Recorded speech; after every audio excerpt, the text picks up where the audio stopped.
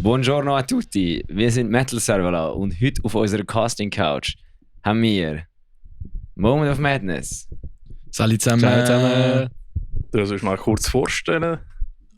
Also Ricky, wieso hast du eigentlich jedes Mal, wenn wir Gäste haben, das Gefühl, du musst das Mikrofon haben wie ein Gangster? Hey, keine Ahnung, das kommt mit dem Outfit, weißt du, was ich meine? Sick. Nein, wir haben heute den Stefan und Andrea vom Moment of Madness. Merci, dass ihr da sind. Schön, dass wir da sind. Danke. Voll. Ich glaube, das haben wir schon lange mal machen. Wir haben es mal probiert auf einem Festival, ist nicht so gut rausgekommen. Es ist gut rausgekommen, einfach nicht so viel Zeit. Ja, genau. Für die Zeit, die wir hatten, ist das Interview relativ gut, also sehr ich gut. Ich habe gar nicht gemeint. Oh! Ja, dort bin ich nicht beteiligt. Ja, wir haben einen sehr freundlichen Gastmoderator gehabt, der bis zu viel getrunken hat, haben wir nicht können veröffentlichen.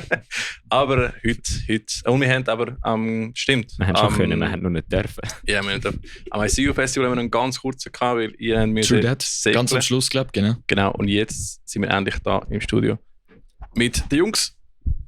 Stell dir mal kurz vor, für die Leute. Hey, ja, ich bin der Stefan, ich spiele Schlagzeug bei unserer Band und eigentlich ich habe zusammen mit dem Andrea und dem Ivo haben wir die Band damals gegründet.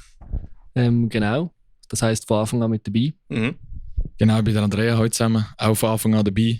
Mit dem Stefan und dem Ivo haben wir das zusammen auf die Beine gestellt, ja. Genau, ich glaube. Haben die überhaupt Mitglied gewechselt? Ja, wir haben, soll ich das mal aufrollen? Also gut, wir haben angefangen, wir drei haben uns kennengelernt noch in der Schule. Ich habe mit dem Ivo vorher von 2014 bis etwa 13 bis 16 in so einer Funk-Blues-Jazz-Band gespielt. Also habe auch nach der Probe immer schon mit ihm so geliebäugelt, hey, Metal wäre schon geil, wäre so, ja voll. Und er ist mit mir in Parallelklasse gegangen. Also alle in die gleiche Schule und dann sind wir immer mehr so zusammengekommen und er hat dann die Ivo angesprochen, so hey du, Band, Metal und so, sehen wir es. Und dann hat sich das irgendwo so zusammengefunden. Und dann haben wir angefangen im 2015, damals noch mit dem Tobias, er hat den Bass gespielt unter dem Namen Underrated Suffering, das wird halt keine Sau mehr kennen, was auch vielleicht besser so ist. Gut, wir haben auch nur eine Show unter dem Namen gehabt. Wir haben eine Show unter dem Namen gehabt und dann gemerkt, okay, das verhebt so irgendwie, aber auch nicht. Und dann haben wir im 2018 den Moment of Madness gestartet. Und dort ist dann der Tobi gegangen nach dem ersten Konzert. Dann ist die Jonas dazugekommen. Der hat E-Gitarre gespielt. Ja. Der ist dann so bis kurz nach Corona dabei gewesen. Der hat gewisse Shows gespielt am Greenfield vor einem Jahr ja schon nicht mehr. Und dann, nachdem dass die Jonas gegangen ist, ist der Sergio, der ja bei Wrath of Alga dabei ist. Gitarrist hat gewisse Shows mit uns gespielt, die Tour mit Final Story in der Schweiz, das Greenfield und dann, das war die letzte Show gewesen. Und seitdem sind wir ja nur zu dritt unterwegs. Das stimmt, weil ich habe noch gedacht, am Greenfield habe ich heute das 4. gesehen. Das ist richtig. Voll. Wir haben einfach gesagt, für die grosse Bühne brauchen wir sicher 4 Leute. Und der Sergio war schon aushilfsmäßig vorher mit im Boot gewesen, aber er hat ganz klar gesagt, er würde es einfach aushilfsmäßig machen, weil Wrath of Alga ist sein Baby. Und da haben wir volles Verständnis dafür. Aber absolut. Es war eine super Zeit mit ihm und es hat mega viel Spass gemacht. Ja, cool. Genau, wir drei sind so der harte Kern. Ja, darum, Power Trio, oder? Genau, Power Trio, exactly. Der Hardcore. Genau. Ja, wie würdet ihr euren Sound mal kurz beschreiben? Für die Leute, die Moment of Madness nicht kennen, die würden gerne mal hören. Hey, ich glaube, es ist recht abwechslungsreich. Also wir haben von melodiösen Passagen bis über harte Breakdowns ziemlich viel, was wir abdecken. Der Ivo macht schöne Clean Vocals, der Andrea macht dafür die bösen Screams. Ja, ich glaube, was uns so ein bisschen ausmacht, ist eben so die melodiösen Leadgitarren, die auch der Ivo immer wieder mit einbaut, auch seine Solos. Ich sage jetzt mal, es geht so ein bisschen in Richtung While She Sleeps vielleicht, vom Stil her. Ja. Das sind schon heftige technische Sachen, was der Ivo spielt. Ich weiss, ja, am ICU-Festival habe ich gesehen, Ding. Ja, also auch bei den Live-Gigs, er würde viel gerne lieber mehr abgehen, aber er hat halt so Whammy und die ganzen Sachen, die er ausmacht, ständig Effekte, die wechseln und das ist halt die ganze Zeit am noch. Ja. So. Also es ist schon technisch sehr interessant, aber es ist halt schon catchy Refrains über Heavy Breakdowns mit Melodie. Wir arbeiten mega gerne mit Emotionen. So, wir haben ganz viel auf der Ballade an Härten, Weichen so gemischt. So, das ist so das. Alright. Ja, und sonst, wenn ich technisch sage, also ich habe gesehen, ihr eben von der Technik einerseits aus Musik, aber auch ihr habt einen eigenen Mischpult, glaube ich, mitgenommen am ICU. Vorher ist auch noch gefragt, Reaper und so, also ihr sind, glaube ich, alle sehr technisch versiert, habe ich das Gefühl. Woher kommt ja, kann man schon so sagen. Woher kommt das Ganze? Hey, ich glaube, wir haben einfach sehr viel Interesse. Also uns interessiert auch, wie das Ganze funktioniert und aufgebaut ist. Und ich glaube, durch das ist das auch ein bisschen entstanden. Also wir nehmen auch immer, wenn möglich, unsere beiden Techniker mit für Licht und Sound. Und durch das haben wir dann auch gefunden, hey, wir brauchen wie ein Mischpult, das wir immer fix mitnehmen können. Dann haben wir immer unser Setup, also auch wenn es geht, immer eigene Mics und alles. Durch das sind wir halt oftmals relativ schnell im Aufbau. Weil du musst nicht den Soundcheck von null anfangen, sondern es ist halt wie schon voreingestellte Parameter, die du kannst übernehmen kannst und einfach noch feintunen musst. Ja. Und ja, ich glaube, das Interesse ist da, dass wir wissen, wie das ganze Zeug funktioniert. Absolut, und es ist halt auch mega schön, wenn du verstehst, mit die Programme und die Sachen, mit dem, was du schaffst, dass du das wirklich verstehst und siehst, was du machst. Und ich glaube, der Stefan hat da sich voll reingefuchst mit ganzen Recording-Sachen. Ich habe mehr so das Film-Zeug gemacht, die Videos, das haben wir so ein bisschen geteilt. Und eben durch das, dass jetzt der Schiel immer dabei ist mit dem Sound und der Tim im Licht, haben wir ein eigenes Mischpult, wie du schon gesagt hast, für den Sound dabei. Und dann weisst du halt einfach gerade immer, was du bekommst, egal eigentlich, wo du spielst. Und mittlerweile nehmen wir eigentlich auch fast alles selber mit. Das ist an Gigs nicht so einfach. Wenn du halt dann sagst, ja, wir wollen gerade alles selber stellen, das hat auch schon zu Reibungen geführt, aber irgendwann willst du auch einfach nicht mehr zurück. Das war aber auch meine Frage. Also wir sind schon flexibel an Gigs, so ist es nicht. Also wenn es nicht geht, dann passen wir uns an. Ja. Aber wenn es möglich ist und wir alles können selber bringen, bevorzugen wir das natürlich immer. Da sind wir dann auch den Aufwand parat, dass wir mehr mitnehmen und mehr auf- und abbauen müssen. Absolut, es ist natürlich nicht einfach, wenn du halt wenig Changeover hast. 20-30 Minuten, dann sind wir auch immer froh, wenn wir Leute dabei haben, die ein bisschen anpacken. Aber ich glaube, es macht schon Sinn rein für die Qualität der Show. Weil wenn du halt so Sachen wie Greenfield spielst, nicht wegen dem Festival, sondern mehr einfach auch mit deiner Crew, mit der Technik, du weißt, was du bekommst und es verhebt, dann wirst du es eigentlich egal, wo du dann spielen. Alright. Aber ich glaube, wir sind jetzt sehr weit in der Diskussion. Eigentlich wollte ich euch jetzt erst mal als Person jetzt erst kennenlernen. Und deswegen, ich glaube... Stimmt, wir haben jetzt geteasert. Wir haben geteasert, was dann kommt. Wir haben alle blaue Eier gemacht und jetzt können wir wieder genau. anfangen. Also ich würde gerne von euch wissen, wie eure Geschichte mit der Musik, allgemeine Musik oder härtere Musik, wie ihr mal angefangen hat. Fangen wir mal bei dir. Hey ja, also mir hat es eigentlich angefangen als Kind. Ich habe irgendwie immer, wenn ich mal bei den Eltern Musik gehört habe, hat mich so der Beat hat mich gepackt und das habe ich irgendwie cool gefunden und ich habe auch immer so auf den Kochtöpf rumgetrümmelt. Und dann haben meine Eltern mal so ein Kinderschlagzeug organisiert, dass ich mal ein bisschen drauf rumhämmern kann. Ja, und dann hat mir das gefallen und dort, also bin ich auch meinen Eltern sehr dankbar, dass sie mich dort supportet haben und mich dann in den Schlagzeugunterricht geschickt haben. Du warst Bläspizza machen gewesen. Dann noch nicht. Dann tatsächlich noch nicht. Du wirst sicher Geld gewinnen auf Kurs. Also ich glaube, ich bin schon ein bisschen auf den Keks gegangen mit dem Pfannendeckel am Zusammenschmettern, aber ja voll, dann hat es ein Schlagzeug gegeben, ich habe Unterricht nehmen. Und eigentlich dort hat es mehr mit Linkin Park, AC/DC und so angefangen. Also schon ein bisschen in die rockige Richtung. Ja. Auch mein Schlagzeuglehrer ist so ein bisschen auf die Schiene. Ja, und dann eigentlich so Metalcore ist eigentlich mit dir. Hat das angefangen in der Sek. Ich glaube, das erste Konzert, wo ich war, war A Day to Remember mit dir. Tschüss, alright. Januar sind es 10 Jahre gewesen. Genau. Ja, und durch das hat mich das mehr und mehr verpacken und ich habe das immer mehr verfolgt und hat mich auch gelustet, mehr so Sachen auf dem Schlagzeug zu spielen. Alright. Das Konzert, das mit diesen aufblasbaren Bällen das Publikum das ist das. das bin ich im Kopf siehst. Voll geil. Ja, voll. Oh, schön. Ja, das war super gewesen. Ja. Und dann halt immer ein bisschen härter.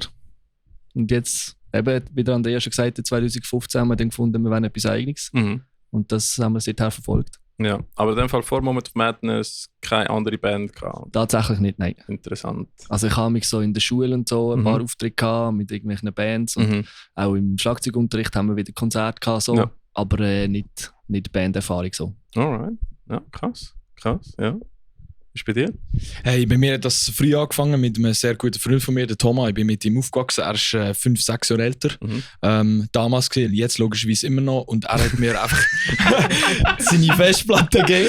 Seine Festplatte in die Hand gedrückt und gesagt, hey, da los mal, weil ich habe halt sonst halt mehr mit klassischen Sachen daheim Kontakt gehabt, aber auch so Funk, Pop, Jazz. Und dort ist halt alles drauf gesehen, von Techno, Metal und so. Und halt gewisse Sachen wie Rammstein, Linkin Park haben mich gepackt. Und dann in der Schule durch andere Leute immer mehr gesehen, okay, es gibt auch noch härtere Metal. Und der Thomas und ich haben dann sind auch damals noch ans Eskimo, das darf man jetzt nicht mehr sagen, Eskimo Callboy, jetzt heißt es Electric Callboy Konzert in 2014. Und dort habe ich eigentlich auch gemerkt, hey, fuck, Scream ist schon geil. Und er ist eigentlich der Schlüssel zu dem Ganzen, weil er hat mich immer gepusht. Ich habe ihm damals noch Voice Messages aufgenommen auf dem Handy, wo man das noch, und dann per WhatsApp geschickt und es hat katastrophal schlecht tönt, aber er ist immer der, der gesagt hat, komm geil, mach weiter, irgendwann spielt er am Greenfield, mach einfach weiter. Und das haben wir letztes Jahr und da bin ich ihm mega fest dankbar. Ich habe nebendran noch Saxophon gespielt, über 11 Jahre, eben mit Ivo, habe ich vorher schon gesagt, in einer Band gesehen, mehr klassisch 10 Jahre und dann auch noch Jazz. Also bringen dir mal einen Breakdown mit Saxophon? Wir haben es uns auch schon überlegt. Das ist schon lange im Gespräch. Genau, mal etwas Neues mal schauen. Also ich habe ein Trio gesehen, die haben jetzt zwar keinen Breakdown mit dem Saxophon gespielt, aber Die haben am Schluss eins, die gell? haben auch ein Saxophon auf der Bühne gehabt und ich muss sagen, es funktioniert. Es funktioniert, es verhebt, ja. Absolut. Solange kein Ska spielst, bin ich ja gar nicht so gegen das Zeug. Dings haben auch einen Song mit Saxophon. Wie heißt die nochmal? Fuck. Green Day.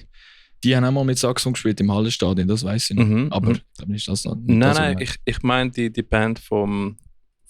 Fuck. Novelists. Warte, sie ist nicht im Novelists doch auch. Meinte ich. Das kann schon sein. Sie haben im Perk und letztes Jahr gespielt, wo wir dort sind. Nein. Mit euch? Nein, sorry. Irgendwann bekomme ich den Namen der Band. Ja, wir sind dann in 2,5 Stunden. Genau, das ist eine sehr gute Band, aber ich habe gerade einen Brain Freeze. Fuck me, man. Aber ja, Saxophon funktioniert sehr gut mit Breakdowns, kann ich schon sagen. Ich habe es ein paar Mal gehört. Ja, mal schauen, was da noch kommt. Das wäre sick. Ja. Nein, okay. Ein bisschen mehr sexy in Breakdown hinein, von dem her ist schon gut. Und dein Kollege spielt auch eine Band, oder? Nein, der hat überhaupt keine Band.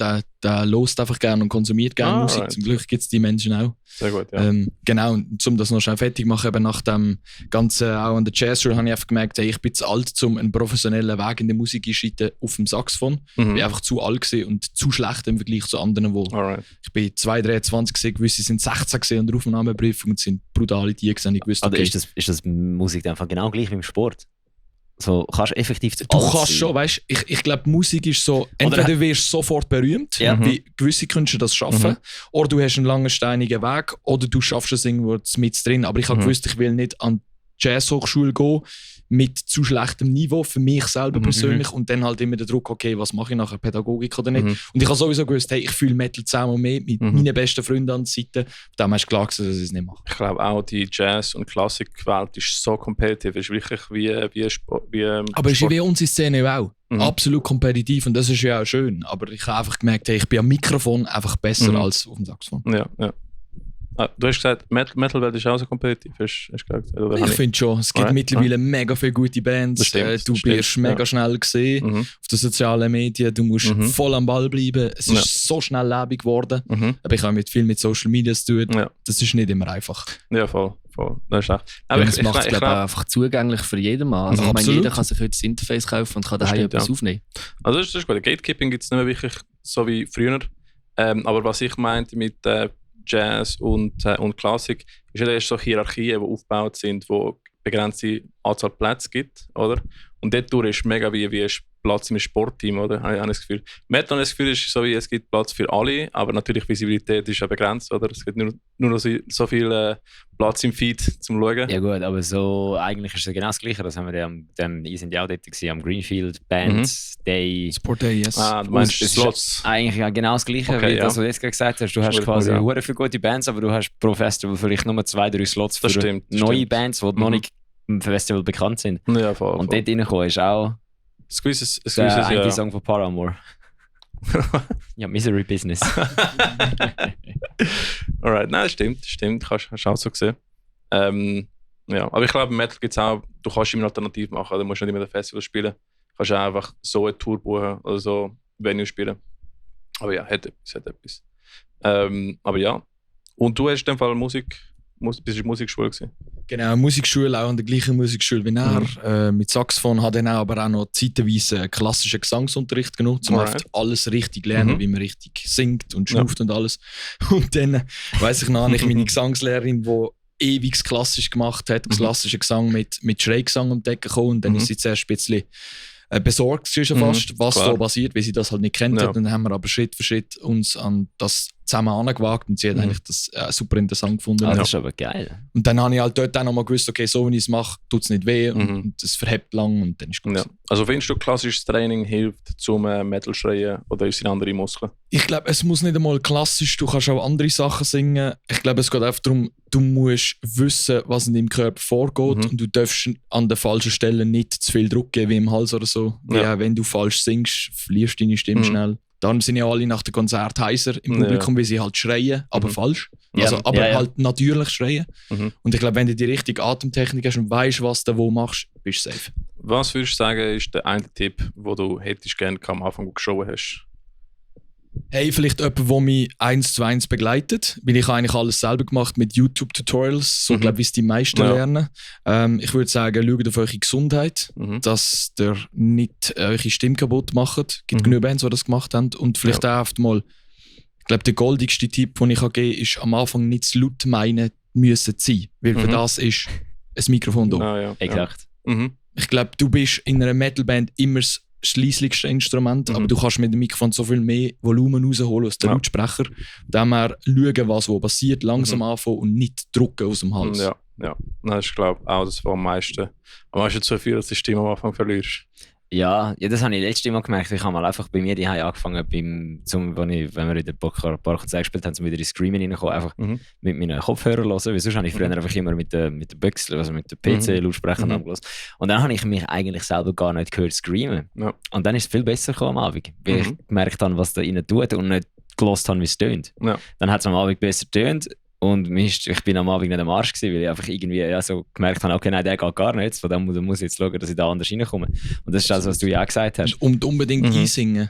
Genau, ich glaube, es ist auch nicht, also einfach, ich meine, wenn du Videos siehst vom Alex Terrible, von Slot to Prevail, das steht auf die Bühne, macht so, alle sind leisig und der hat einfach eine mega laute Bärenstimme. Das darfst du nicht von dir erwarten, weil das sind Sounds, die du vorher noch nie gemacht hast.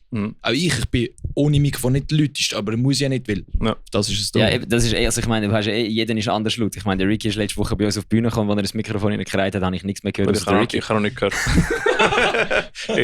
ich hoffe, es tönt. Ich habe in dem Moment herausgefunden, dass der Ricky und ich anscheinend sehr, sehr andere Lautstärkenpegel bei der Schreistimme haben. Eben, es ist so individuell. Ja, voll, extrem, ja. Dort bist du mal lauter. Ja, voll. Sonst bin ich immer erst, gell? Eben, genau, ja, super. Haben wir abgeglichen. Sehr gut. So, anyway, genug von uns. Yes. Mehr von euch. Nein, sonst, du hast auch gesagt, ihr habt so irgendwie Ämterli, habe ich so gemeint, du machst sehr viel visuell. Genau, also darf ich gerade übernehmen? Wir haben das eigentlich recht klar getrennt, weil sich das alles natürlich ergeht über die Jahre. Der Ivo, der jetzt heute nicht da ist, er und Gitarre und Vocals, er schreibt eigentlich viel von der Musik, vor allem das Instrumentale, baut dort so ein Demo-Konstrukt auf, wo wir nach der Dritt weiterarbeiten.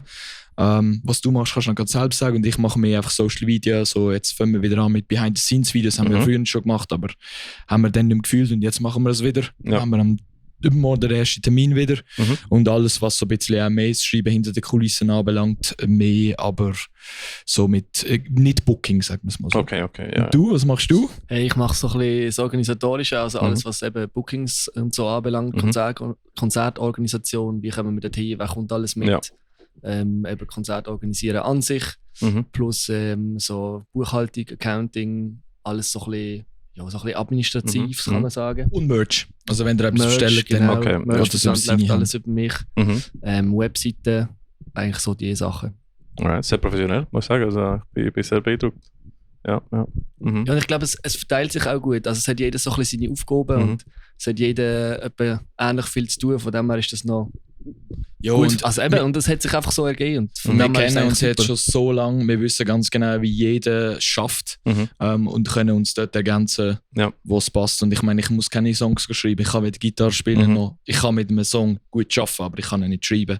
Darum muss man nicht alles selber machen, darum kann man sie aufteilen. Ja, ich glaube, also, das ist dann schon mal gut, weil ich glaube, wenn es Vertrauen ist und du lässt einfach eine Person machen, also, ich übernehme nachher, oder so gesagt hast, der Ivo, der einfach mal seine Demos machen und nachher steigt irgendwann ein. Das finde ich noch ein recht interessantes System, ja. Genau, und auch beim Songwriting schaffen wir dann am Schluss wirklich alle zusammen. Es kann mal sein, dass der Songtext von mir kommt oder von ihm oder vom Ivo. Ich hätte jetzt gesagt, das meiste kommt von mir, aber wir machen trotzdem nachher im Gesamten etwas daraus, weil es soll der Moment of Madness Abdruck haben, nicht prinzipiell jemand Individuelles. So kommt dann das zusammen. Oh, cool, alright, ja. Und Behind the Scenes haben die einfach früher gemacht und jetzt wieder? Genau, also wir haben ein paar Behind the Lyrics, haben wir das genannt, so ein Format, wo wir ein bisschen die Lyrics erklären, der Behind the Scenes, wie wir Songs schreiben und so, das, ich weiss nicht, 2020, 2021 ging so etwas.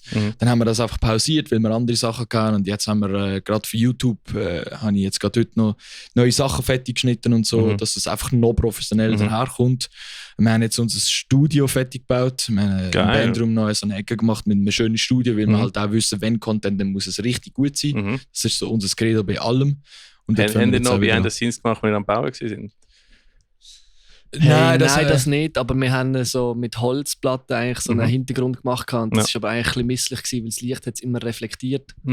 Das heisst, du hast nachher hier so 2 weisse Löcher in der Wand, das kennen dir, die selber Videos aufnehmen, das ist leider, ne?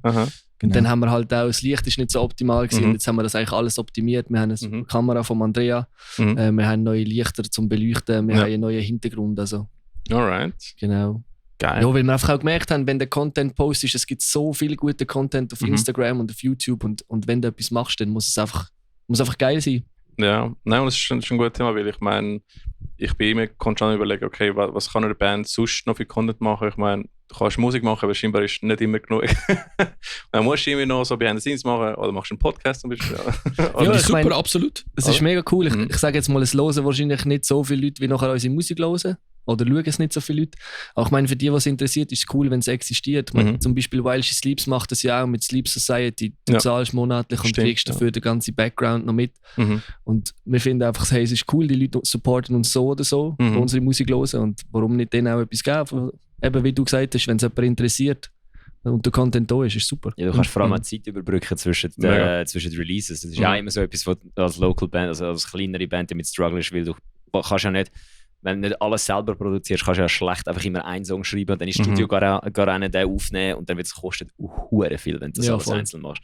Und dann schreibst du 5 Songs, aber für das hast du halt, wenn du es nicht beruflich machst, ein Zeitchen, meistens so, wie du meinst, so 5 Songs, doch so, keine Ahnung. Mir geht es immer etwa ein Jahr, bis wir 5 Songs haben oder so ein Scheiß. Bei anderen Bands geht es ein halbes Jahr, aber eben in dieser Zeit kannst du nachher so easy überbrücken und immer noch den Leuten zeigen, dass du aktiv bist. Weil eben, das haben wir ja mit dem, ich kenne den Roman und der Joel sicher auch. Ja, voll. Mit denen haben wir ja öfters darüber geredet, dass es einfach ein hohes Problem ist, zu wissen, ob eine Band effektiv noch aktiv ist. Ja, voll. Ja, weil eben die grössere Bands sind viel auf Tour, die Clubshows und Festivals. Es gibt eine Masse an Content, wo du einfach kannst posten das ganze Jahr, wo immer zieht.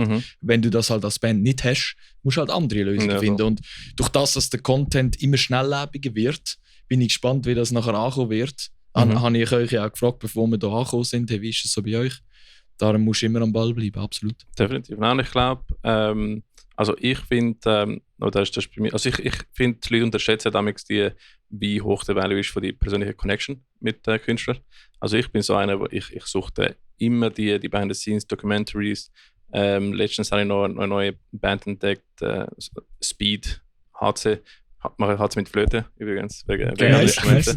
Und die haben bei jeder Sag doch noch schnell den Namen für die, was interessiert von der Band. Speed. Speed, okay. Speed heisst die, genau. Das ist HC von Australien. Und die machen bei jeder Tour so eine Documentary sozusagen, oder? Das ist geil. Das ist geil. Das ist so wie Parkway Drive, haben auch früher gemacht, oder bei der Europa-Tour und so Zeugs. Und so Sachen sind so crazy gut und so verstärkt sich nur die Connection zwischen den Künstlern und den Zuhörern. Oder Absolut. nachher hörst du die Band komplett anders, oder? Wenn du einen Bezug hast. Genau. Du hast nachher gecheckt, so, oh shit, da jetzt noch eine Backstory und kann ich vielleicht erzählst du noch ein bisschen von den Lyrics oder siehst, wo die Influencer sind und so. Und nachher du fühlst es nur noch 2-mal oder 3-mal stärker, wenn du die Band hörst. Oder? Und ich finde, da machst du auch ziemlich gut mit Road to Nowhere City auf Instagram. Der Nowhere ist jetzt dann da. Noch ein Wochenende, dann ist Nowhere da. Ja, dann kannst du weitermachen. Ja, also ich mache zuerst mal Pause nachher. Das ist gut, ich habe jetzt seit dem Anfang Juni jedes Wochenende ein scheiß Konzert. Also nicht, es ist sehr geil, es ist wirklich sehr geil. Aber ich bin gefickt. Ich habe Augenring bis am Bach runter. Meine Stimme ist 4 Oktaven tiefer wie normalerweise. Ich glaube, das letzte Mal, als ich geschlafen habe, war etwa vor 2,5 Wochen. Dafür sind deine Haare richtig wild. Das ist so, ja. Ich glaube, du hast seit dem Greenfield keine Pause mehr gemacht. Alter, seit dem Anfang Juni. Ja. Das ist einfach kein Witz. Seit dem 7. Juni bin ich jedes Wochenende am Konzert spielen, an einem Festival. Sonst mit irgendeiner Band unterwegs zum Filmen. Ja. Oder einen Podcast aufnehmen. Oder sonst das sagst du immer so schön, nie nicht am Arbeiten. Nie nicht am Bügeln, oder? Etwa so, ja, ich habe die letzte Folge Podcast von Brian und Josh gehört, mit dem Dutti, dort hat er das Gefühl gehabt, ja, der Bella ist mit dem Ricky unterwegs und der hat ja auch immer sein Zeug am Laufen da. Ja, schlimm. Ja. Von dem her, ja, nachher gibt es mal kurz Pause und dann wird mal kurz neu strukturiert. Das ist gut, das brauchen wir. Aber mich nimmt noch wundern, wie eure Erfahrung war in der Local Scene in Basel. Weil ich meine, wir haben so die Schweizer Local Scene und die so Unterscene sozusagen, oder?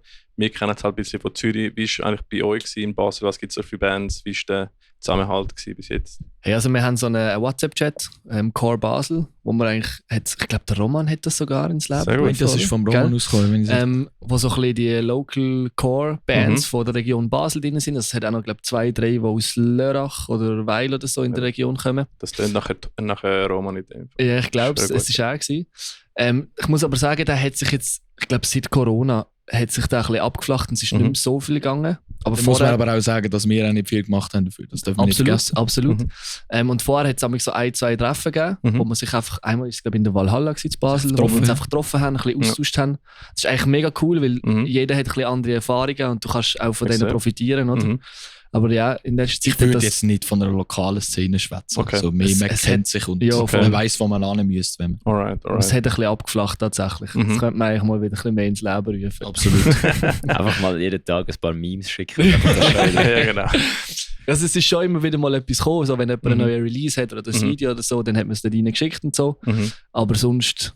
Ich glaube, es sind alle busy mit ihren eigenen Projekten, dass man das einfach... Ja, ich glaube, es ist auch bei den Bands, die drin sind, ist zum Teil auch noch viel gegangen innerhalb der Bands. Also so wie ich mitbekomme, die eine Band gibt es jetzt nicht mehr in diesem Konstrukt dafür, machen sie jetzt 2 verschiedene Bands. Alright. Und unterschiedliche Genres. Okay. Ja, voll. Ja. Aber sonst, ich meine, da in Zürich zum Beispiel, wir haben Ebri, wir haben Werk 21, wo sonst Bands spielen. In Basel hat es ja mal ein Sommercasino gegeben. Gibt's nicht mehr? Ja, leider nicht, ja. Also wir haben es gerade letzte davon gehabt, also eigentlich mega schade, dass es Sommercasino nicht mehr gibt, weil ich glaube, das war eine der coolsten Locations gewesen, gerade für Bands in grösseren Wir haben mehrmals da gespielt. Ja. Genau, wir haben eigentlich oft da gespielt. Und sonst bist du in Basel halt, es gibt das Badhäusli zum Beispiel noch, das ist einfach, ja, das ist schon wieder recht klein. Ist Jugendkultur auch. Ja. Und sonst die anderen Locations sind fast zu gross dann, oder? So mal etwas auf die Beine stellen. Von dem her mega schade, dass es nicht mehr gibt. Ja. Aber wer weiß, ich glaube, es ist noch mit Renovation oder so, wäre noch etwas verbunden. Ich glaube, dass in anderen Schweizer Städten bei Zürich ist sicher viel mehr als Basel. Okay. Ja, voll. Ich glaube, so Region Zürich hast du mehr Auswahl sicher als in Basel. Ja, ich habe das Gefühl, in Basel gibt es schon noch recht viele gute Bands. Und deswegen, also ich habe das Gefühl, letztes Jahr Red of Alga können wir, oder? Absolut. Also ich meine mehr von den Locations her. Ja, aber dort hast du in Zürich einfach so das Problem, wenn du sobald nicht in der Stadt rein bist, kommt kein Sau mehr. Das stimmt. Das ist früher nicht in der Stadt. Ja. Früher war das noch easy gewesen, dort hat Safer Last Breath irgendwo in Uster gespielt. Ja, jetzt sind 100 Leute gekommen. Und heutzutage, wenn du nicht in der Stadt Zürich reinspielst, kommt keine Sau mehr. Ja, schon alleine, wenn sind alle einfach zu faul zum rauskommen. Schon alleine, wenn du im Berg Baden machst zum Beispiel, wo nicht so weit weg ist mit dem Zug, trotzdem können weniger Leute, als wenn du im Berg 21 willst machen. Ja, ich glaube, wir haben aber letzten Samstag sicher mehr Leute gehabt wie im Werk 21. Wie wir im Werk 21 gehabt hätten. Meinst du? Ja, ich glaube schon.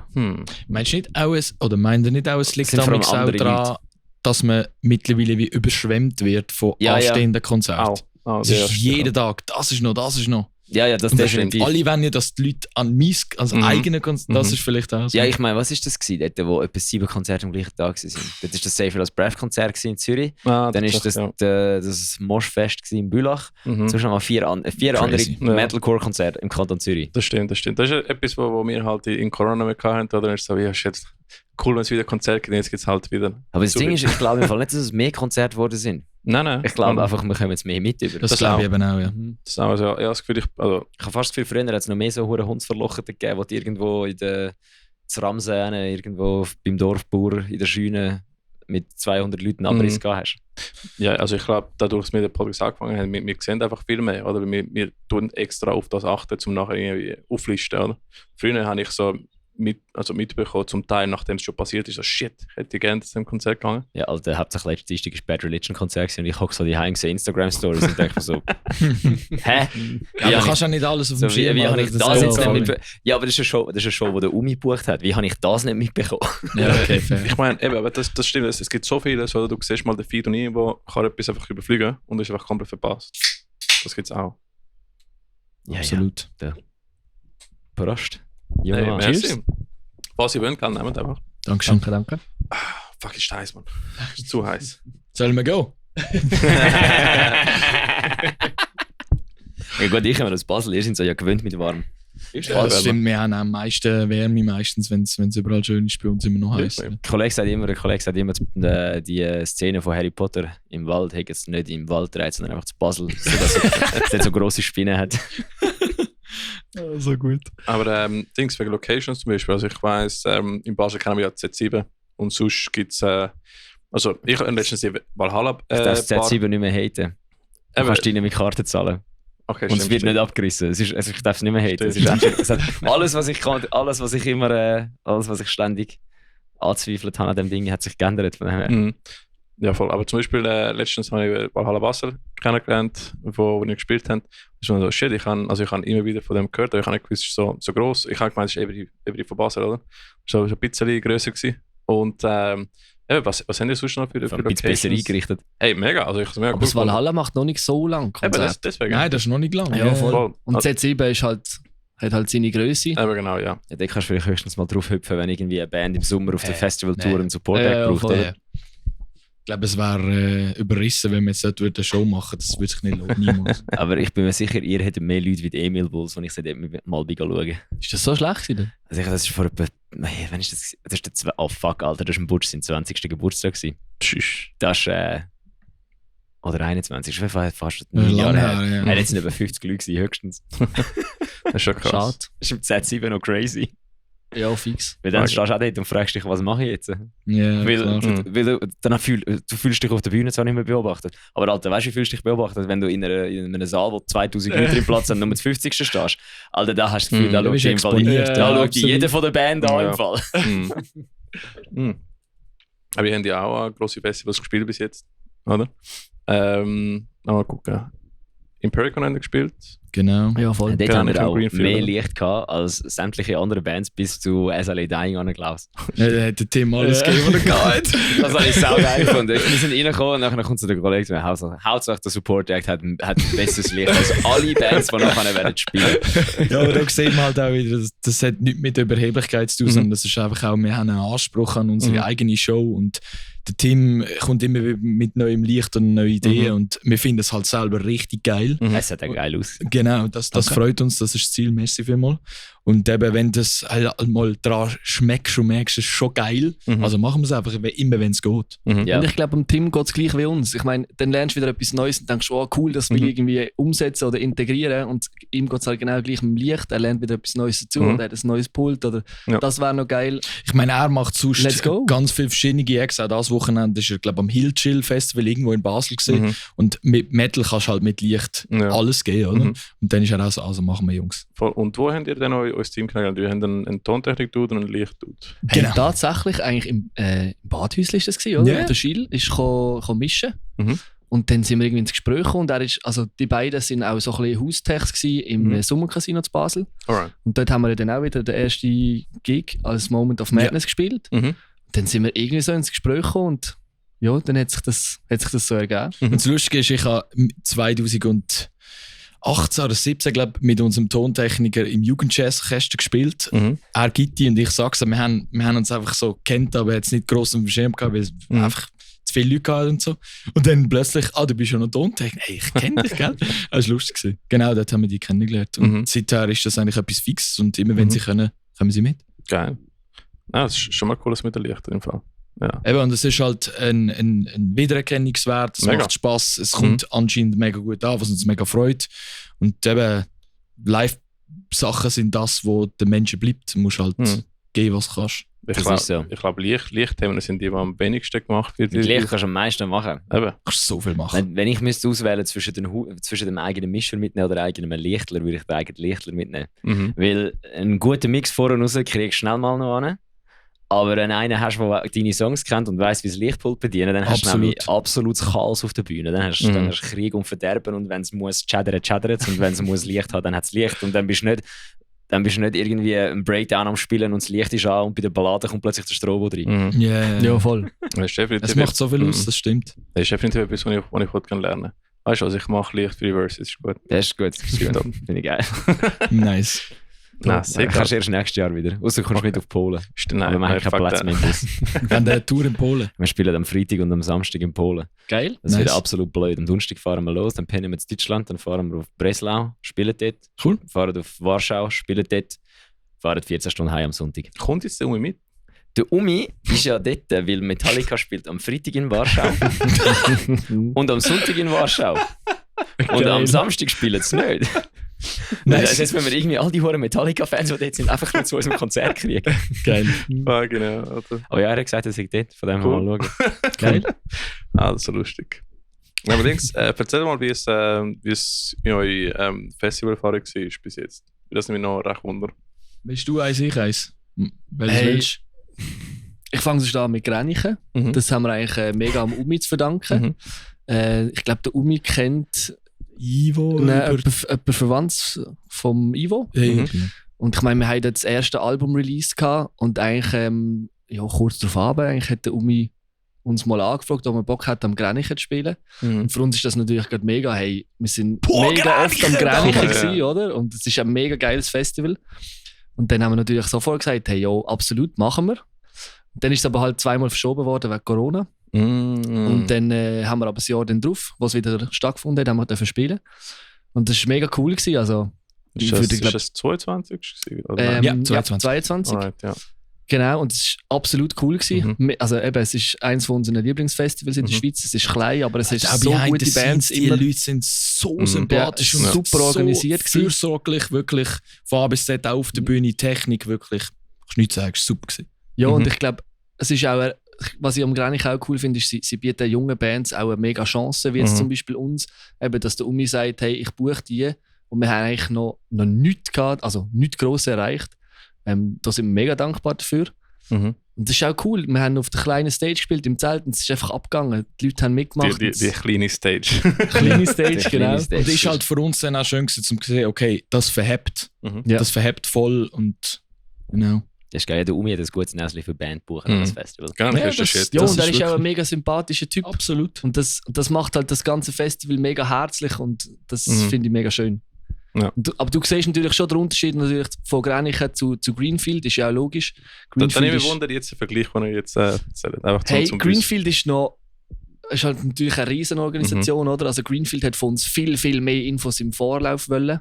Mit wann reisen dran und alles drum und dran und wie viele Leute kommen mit. Und das war beim Gränichen noch ein bisschen gemütlicher gewesen von uns. Also dort bin ich wirklich auch schnell so am Moment gewesen, oh fuck, was brauchen sie alle alles für Infos. Aber sonst, es ist halt, du kannst es fast wie nicht vergleichen, weil das Greenfield ist schon recht gross. Klar, ja. Was wir zuerst nicht bedenkt haben, ist, Greenfield ist in der Schweiz, aber viele ausländische Bands, deutsche Organisator, also du musst mit Schuko-Stecker kommen. Ah, wirklich? So deutsche Das musst du zuerst mal überlegen, oder? Ja, Holy musst shit. alles durchdenken. Das hätte ich nicht überlegt im Fall. Aber Ja. haben ihr das im Voraus gewusst? Oder? Ja, tatsächlich. Okay. Aber in dem Moment, wo wir es mitbekommen haben, ist auch so, oh fuck, weil wir haben natürlich alles Schweizer Stecker Ja. im Normalfall. Einer rennt mal zum Spannend. Ding, kauft 18 Adapter, kommt mit 18 Adapter raus. So, ich hätte auch eine Steckliste können kaufen und einen Adapter fahren. Yes. Ja, voll halt so Sachen, wo du nicht bedenkst. Und halt die Organisation, das Artist Catering ist ganz anders bei beiden Festivals. Aber schlussendlich, ich könnte nicht sagen, ich spiele lieber Gränichen oder Greenfield. Es ist beides wie zwei hat Welten, ja, voll. Beides hat seinen Charme. Ja.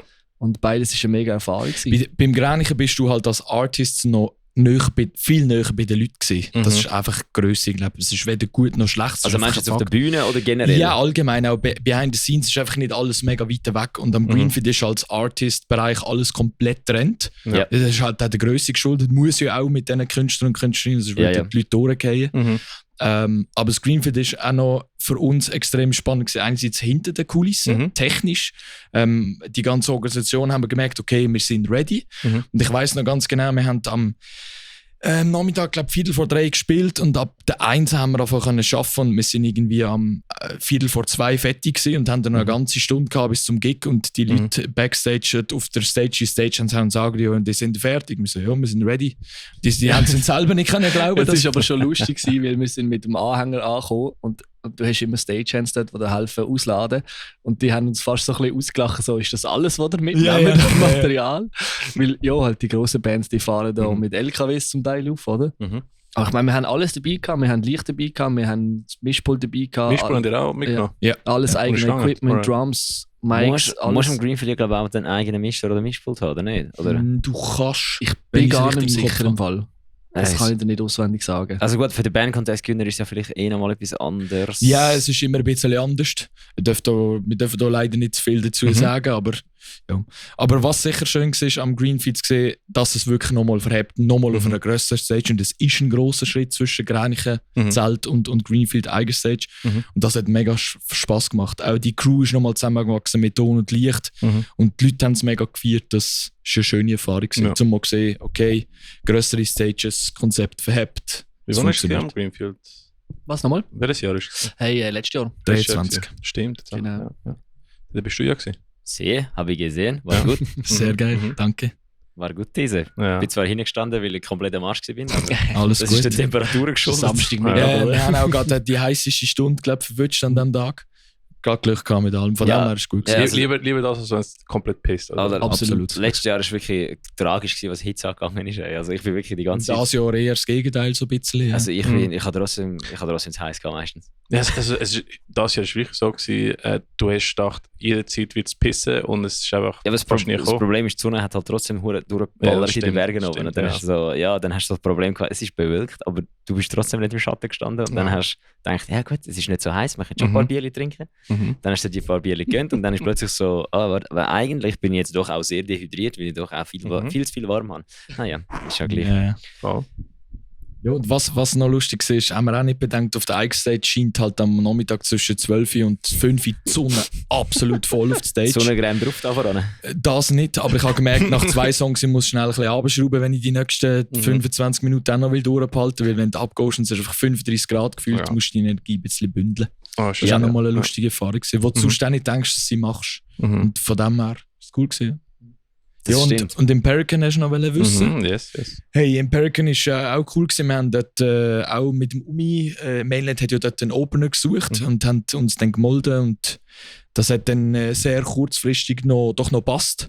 Und das war super cool gewesen und mega gut organisiert auch dort.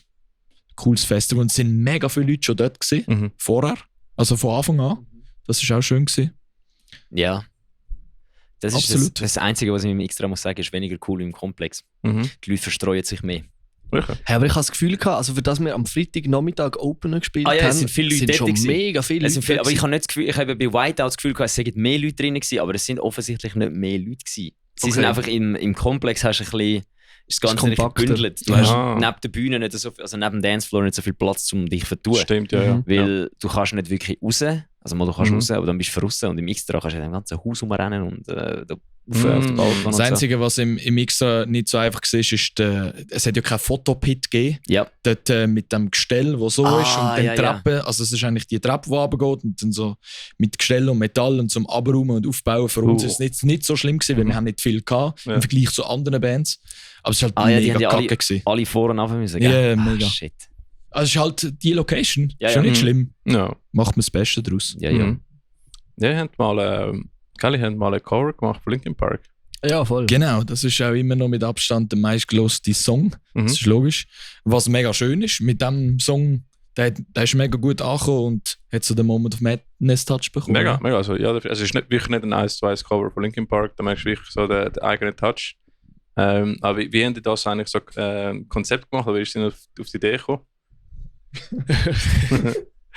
Hey, das ist eigentlich eine sehr gute Frage. Also wir hören, ich glaube, alle mega gerne Linkin Park. Eben, ich habe vorher gesagt, ich habe eigentlich so ein bisschen von Schlagzeug spielen mit Linkin Park, AC/DC und so. Ich finde immer noch den Pairing von Linkin Park und AC/DC sehr lustig. Hey, das geht, ist so ein bisschen härter, aber gleich noch nicht bei Ja. Metal. Es ist Ja. beides auch recht simpel am Schlagzeug, Ja. glaubst du. Ich bin zwar kein Drummer, aber ich habe das Gefühl, Linkin Park und AC/DC sind jetzt nicht so Welten auseinander, was die Komplexität vom Drumming angeht. Ja, voll. Oder sehe ich das falsch? Nein, das hat schon etwas. Der Ja, und Ivo es ist ist doch so- mit dem gekommen, oder? Ich Ja, glaube machen wir mal ein tatsächlich Cover. hat der Also machen Ivo wir. gesagt, komm, wir machen mal ein Cover. Und dann haben wir gefunden, hey, von was? Und dann sind wir irgendwie auf Linkin Park gekommen. Ich glaube, das war auch um das herum, wo der Chester dann noch verstorben ist. Ja. Und eben durch, dass wir alle so ein bisschen Linkin Park auch gelost haben, haben wir gefunden, hey, doch, es wäre doch cool. Und ab wir haben gesagt, wir wollen eigentlich nicht ein 1:1 Cover, sondern wenn dann so ein bisschen unseren Stil auch reinbringen. Und das soll auch ganz klar nicht besser sein als das Original. Also für uns das Original ist unantastbar. Einfach etwas aber es ist einfach unsere Interpretation von diesem Song. Das ist der Tribute schlussendlich, oder? Kann man so sagen, Absolut. genau. Und dann haben wir noch ein Videoclip gemacht dazu, habe ich nicht gemeint. Genau, Ja. das haben wir tatsächlich in unserem Hometown haben wir das aufgenommen. Im Marabu. Mhm. Weil wir schon als Kids gespielt haben. Ja, voll. Ja, Also es ich ist so glaub, ein der eine kleine Konzertlocation bei uns im Dorf, wo wir aufgewachsen sind. Ja, und dort haben wir auch mit dem Tim zusammen geschafft, der das Licht gemacht hat, mit dem Theo, der das Ganze gefilmt hat. Also er hat eigentlich unsere ersten 3, Ja, erste 3 also Musikvideos. mit Screw You akustisch und so sind es noch ein bisschen mehr. Aber die ersten 3 Videos gemacht. Mhm. Ein ganz cooler Typ. Ich weiß gar nicht, wie wir ihn kennengelernt haben tatsächlich. Irgendeine Kann ich Connection. dir gerade nicht mehr so sagen. Ja, und ich finde auch, das Video ist mega gut rausgekommen. Dort, ja, man merkt auch jetzt, haben wir uns wieder so ein bisschen entschieden für das Band-Outfit. Wir haben uns damals auch dafür entschieden, aber das war noch mit Hemli. Ich glaube, das würden wir jetzt auch nicht im Ganzen so machen, aber wir haben dort schon ein bisschen probiert, einen einheitlichen Auftritt zu haben. Das ist lustig, ich glaube, der eine Kommentar hat geschrieben, irgendwie so irgendetwas mit Hipster. Hipster, die böse Musik machen, irgendwie so. Ja, und also, das hat auch, wie heisst der, der die Reactions macht da? Little Mafia irgendwie so. Too Lit Mafia. Ja. Hat ein Reaction-Video dazu gemacht und so. Aber grundsätzlich, ich glaube, dieser Song war so ein bisschen der Grundstein gewesen für die ganzen Listener und alles auf Spotify. Also man hat auch gemerkt, wir sind dort in eine Spotify-Playlist reingekommen und nach dem Song haben sie auch noch ein paar weitere geschafft in offizielle Spotify-Playlists. Und das pusht die halt schon mega. Absolut. Also wenn du jetzt würdest vergleichen mit CD-Verkäufen, wir haben tatsächlich für das erste Album so ein bisschen unser Baby, okay, was Wir muss man haben? probiert. Man muss eine CD haben. Wir haben eine Presse tatsächlich und haben gesagt, hey, wir wollen so ein bisschen ein Digipack, eine schöne Variante. Wir haben einfach feststellen, heutzutage hören einfach viel zu wenig Leute CDs. Also wenn, dann kaufen es Leute zum Supporten und ich glaube auch, also ich höre auch selber wirklich fast keine CD mehr. Ist für den Gestell einfach zum Genau, dass man es hat. genau. Das habe ich eben auch mal noch gesagt, aber ich habe seit 2 Jahren glaube ich, keine CD mehr gekauft. So, es ist wirklich Ja, auch- voll. Und darum haben wir es jetzt von den neuen Songs haben wir auch nicht mehr pressen lassen. Weil es einfach, es rendiert sich halt nicht. Einfach zu teuer, ja. Ja, voll. Ja, das Ja, kostet auch viel. Das Ja, Zeug. und wenn du weniger machst, Dann kommt noch mehr. dann kostet es noch mehr. Ja, und das Einzige, was einigermaßen zahlbar ist, sind einfach die im Karton-Dings, wo Ja, halt einfach genau. auch so. Das sieht dann Und halt ich verstand es auch. Und für die tollen 2-3 Nasen, die leider fragen, ja, haben ihr CDs? Sage ich ganz ehrlich, der Look rendiert sich nicht. Würde ich gerne, aber no chance. Wir haben mit der Punkband Das jetzt kennen die angefangen. ja auch, oder? Ja, wir machen auch keine CDs, wir Nie verschenken jetzt sie. CD gemacht. Verschenken sie jetzt an den Auftritten, unsere alten EPs und weiss ich nicht was. So, aber willst du etwas haben? Ja, aber ich habe irgendwie jetzt wenig Geld, ich mag mir nicht so, dann nimm CD. Ja, aber eben das mit Drucken, es ist genau gleich mit Merch, oder? Je weniger du bestellst, so teuer das ist. Wie machen ihr das mit Merch? Machen ihr so wie eine Serie von Designs und nachher gibt es nicht mehr? Oder wie machen das? Also es hat ein bisschen beides. Also wir haben jetzt Clouds, haben wir einfach mal, das sind so ein bisschen die ersten Merch-Designs gewesen, zum Album Clouds, das wir gemacht haben. Das haben wir jetzt mittlerweile gesagt, das würden wir nicht nochmal nachbestellen. Dann haben wir so ein paar Designs wie so das Mottenshirt, das wir haben, das ist ziemlich zeitlos. Das ist zwar ein bisschen am Clouds-Dreieck angehaucht, aber das läuft eigentlich auch mega gut. Das haben wir jetzt in einer anderen Variante mal gemacht, statt auf weiß auf schwarz und hinten drauf. Und sonst probieren wir immer so ein bisschen mit den Musikalben oder EPs mitzugehen. Aber immer noch Streetwear-Style. Genau. Also ich glaube auch, wenn wir im Alltag unterwegs sind, dann sind immer alle so, was du schreist und was du, der macht das. Also man sieht es uns gar nicht an. Dass wir sind keine klassischen Metalheads vom Look her.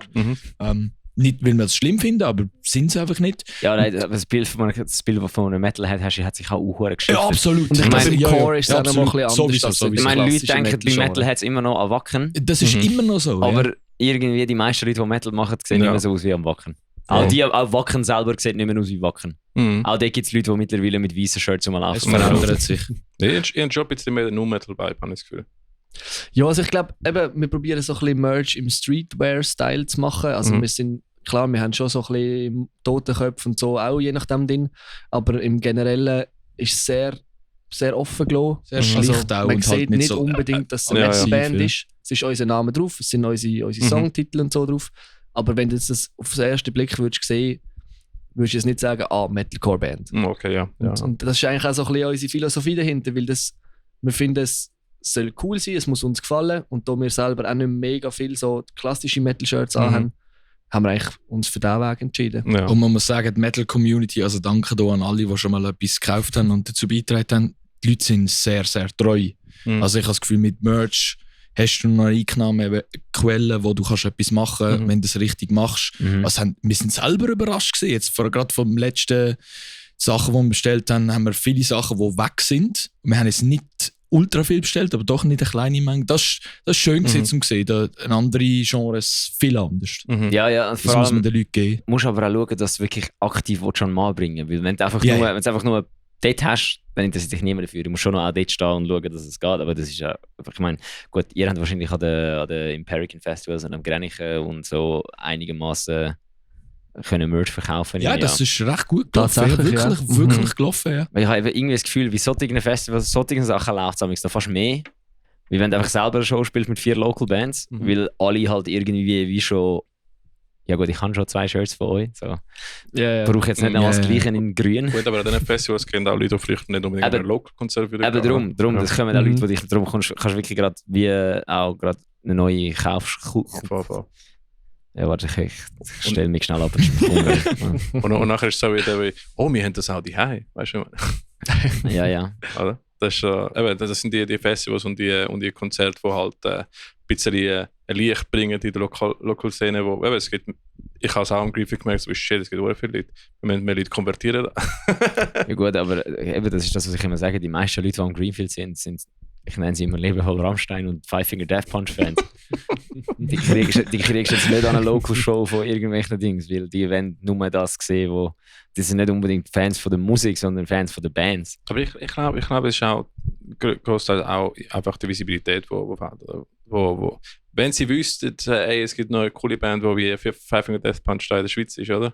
Mir kommt keiner im Sinn, aber es gibt sicher eine. Ja, zum Glück. Kommt dir keiner in den Sinn, Alter. Sorry, ich wollte jetzt nicht so tönen, als ob ich ein grosser Five Finger Death Punch Haterin, aber ich bin es halt. Ja, finde ich schon geil. Ja, nein, mich haben es ein bisschen verloren, was dort der Offspring-Cover gemacht haben, was Gone Away einfach so nachher als Hymne an verstorbene Militaristen genommen haben, was im Video einfach nur so Frauen zeigen, die ihren toten Männern hinten brüllen, die im Sarg zurückkommen und Leute, die mit so salutierend vor dem Flugzeug landen, stehen. Ein bisschen patriotisch. So, jetzt können einen Song, wo der andere über seine verstorbene Freundin, die Freundin, die beim Autounfall gestorben ist, nehmen und einfach das daraus machen, ihr Wichser. Ja, also das ist wirklich daneben. Gut, das habe ich auch nicht mehr mitbekommen, aber ich habe auch Five Finger eigentlich vor 10 Jahren das letzte Mal gehört, oder? Ich habe mehr Respekt vor ihrem Gitarrist. Oh ja, der ist der Brazilian Jiu-Jitsu. Ja, er ist Martial Arts Instruktor vom Secret Service. Ist insane. Ja, wirklich? Ja. Das shit. Nein, Dings interessiert mich noch. Ist er echt auch Head von seinem eigenen Security-Team? Hey, sorry, ich muss schnell mein Schiff holen. So kommt er von der Bühne runter mit der Gitarre. Gibt es Probleme? Nein, ihr habt ja die Band in der Schule gestartet, oder? Und ihr seid direkt mit einem Album gestartet, soweit ich weiss. Wie ist das eigentlich entstanden am Anfang? So vom Konzept her bis zur Realisierung von der Idee? Hey, also am Anfang in der Band, sind wir ehrlich, ich glaube, viele fangen so an, haben wir zuerst Covers gespielt. Das ist noch bei deinen Eltern daheim im Keller. Ja. Haben wir angefangen, genau, da haben wir zuerst Cover gespielt. Und dann irgendwann haben wir angefangen, dass wir eigene Songs schreiben, dass du die Aufnahmen kannst du nicht mehr hören heutzutage. Das ist wirklich schlecht, wir haben noch keine Ahnung gehabt. Kennen wir, ja. Das kennt jeder, so wie jeder anfängt, genau. Been there, done that.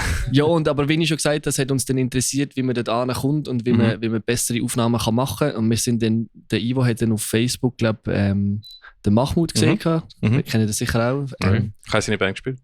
Das habe ich nicht gewusst. Ja, Tropas, aber geil. ein halbes Jahr. Aber das ist ja schon länger her. 2013. Also. Ja, okay. Ja, genau. Und durch das sind wir eigentlich auf ihn gekommen und haben auch gefunden, hey, das Studio ist eigentlich noch relativ in der Nähe. Komm, wir gehen mal vorbei. Und dann haben wir mal einen Termin abgemacht mit ihm. Und wir haben dort im ersten Album tatsächlich eigentlich nicht alles aufs Mal aufgenommen, sondern wie du es vorher gesagt hast, ist so ein bisschen ein Song nach dem anderen. Ja. Und das hat dann einfach schlussendlich das Album gegeben. Und ich muss sagen, der Mahmoud hat sehr, sehr viel in unserem Songwriting bewirkt und auch in der Qualität, die wir jetzt haben, sehr, sehr viel beeinflusst. Weil du musst dir vorstellen, wir haben alle nicht grosse Ahnung von dem. Klar. Und du kommst dorthin und er zeigt den Weg und er ist auch auf unsere Fragen eingegangen und hat uns erklärt, so ein bisschen, wie das Ganze funktioniert. Und es hat mega viel ausgemacht. Er ist ein sehr guter Coach. Sehr mega. gut. Und wir haben, vielleicht musst du das noch sagen, wir sind auch immer so, wenn wir mit Leuten zusammenarbeiten, die selber kreativ sind und die haben Bock, dann haben wir auch Bock, zum ihren Touch noch reinzunehmen. Weil ich will nicht der, der ins Studio geht, wir machen es genau so und alles, was du sagst, ist scheiße. Ja. Für uns macht das Konzept keinen Sinn. Ja, weil also jeden Input kann dich weiterbringen, oder? Wenn du offen bist für Neues. Ja. Ja, und dann sind wir bei ihm im Studio gewesen. Und ich glaube, tatsächlich bei den ersten Songs, die wir aufgenommen haben, haben wir einfach nur eine Rhythmusgitarre, Schlagzeug und Vocals gehabt. Ja, weißt du, ganz banal, die Instrumente, die wir haben, die spielen wir. Ja. Und die nehmen wir so auf. Und dann hat er so den Input gebracht, hey, so, wenn ihr nicht noch mit Leadgitarren arbeiten und so. Und klar habt ihr jetzt vielleicht keinen Leadgitarrist, aber warum tut ihr euch nicht einen zu? Und also kriegst du halt noch ein bisschen mehr Kreativität rein, ein bisschen mehr Abwechslung. Und ja, so hat es eigentlich angefangen und sie aufgenommen.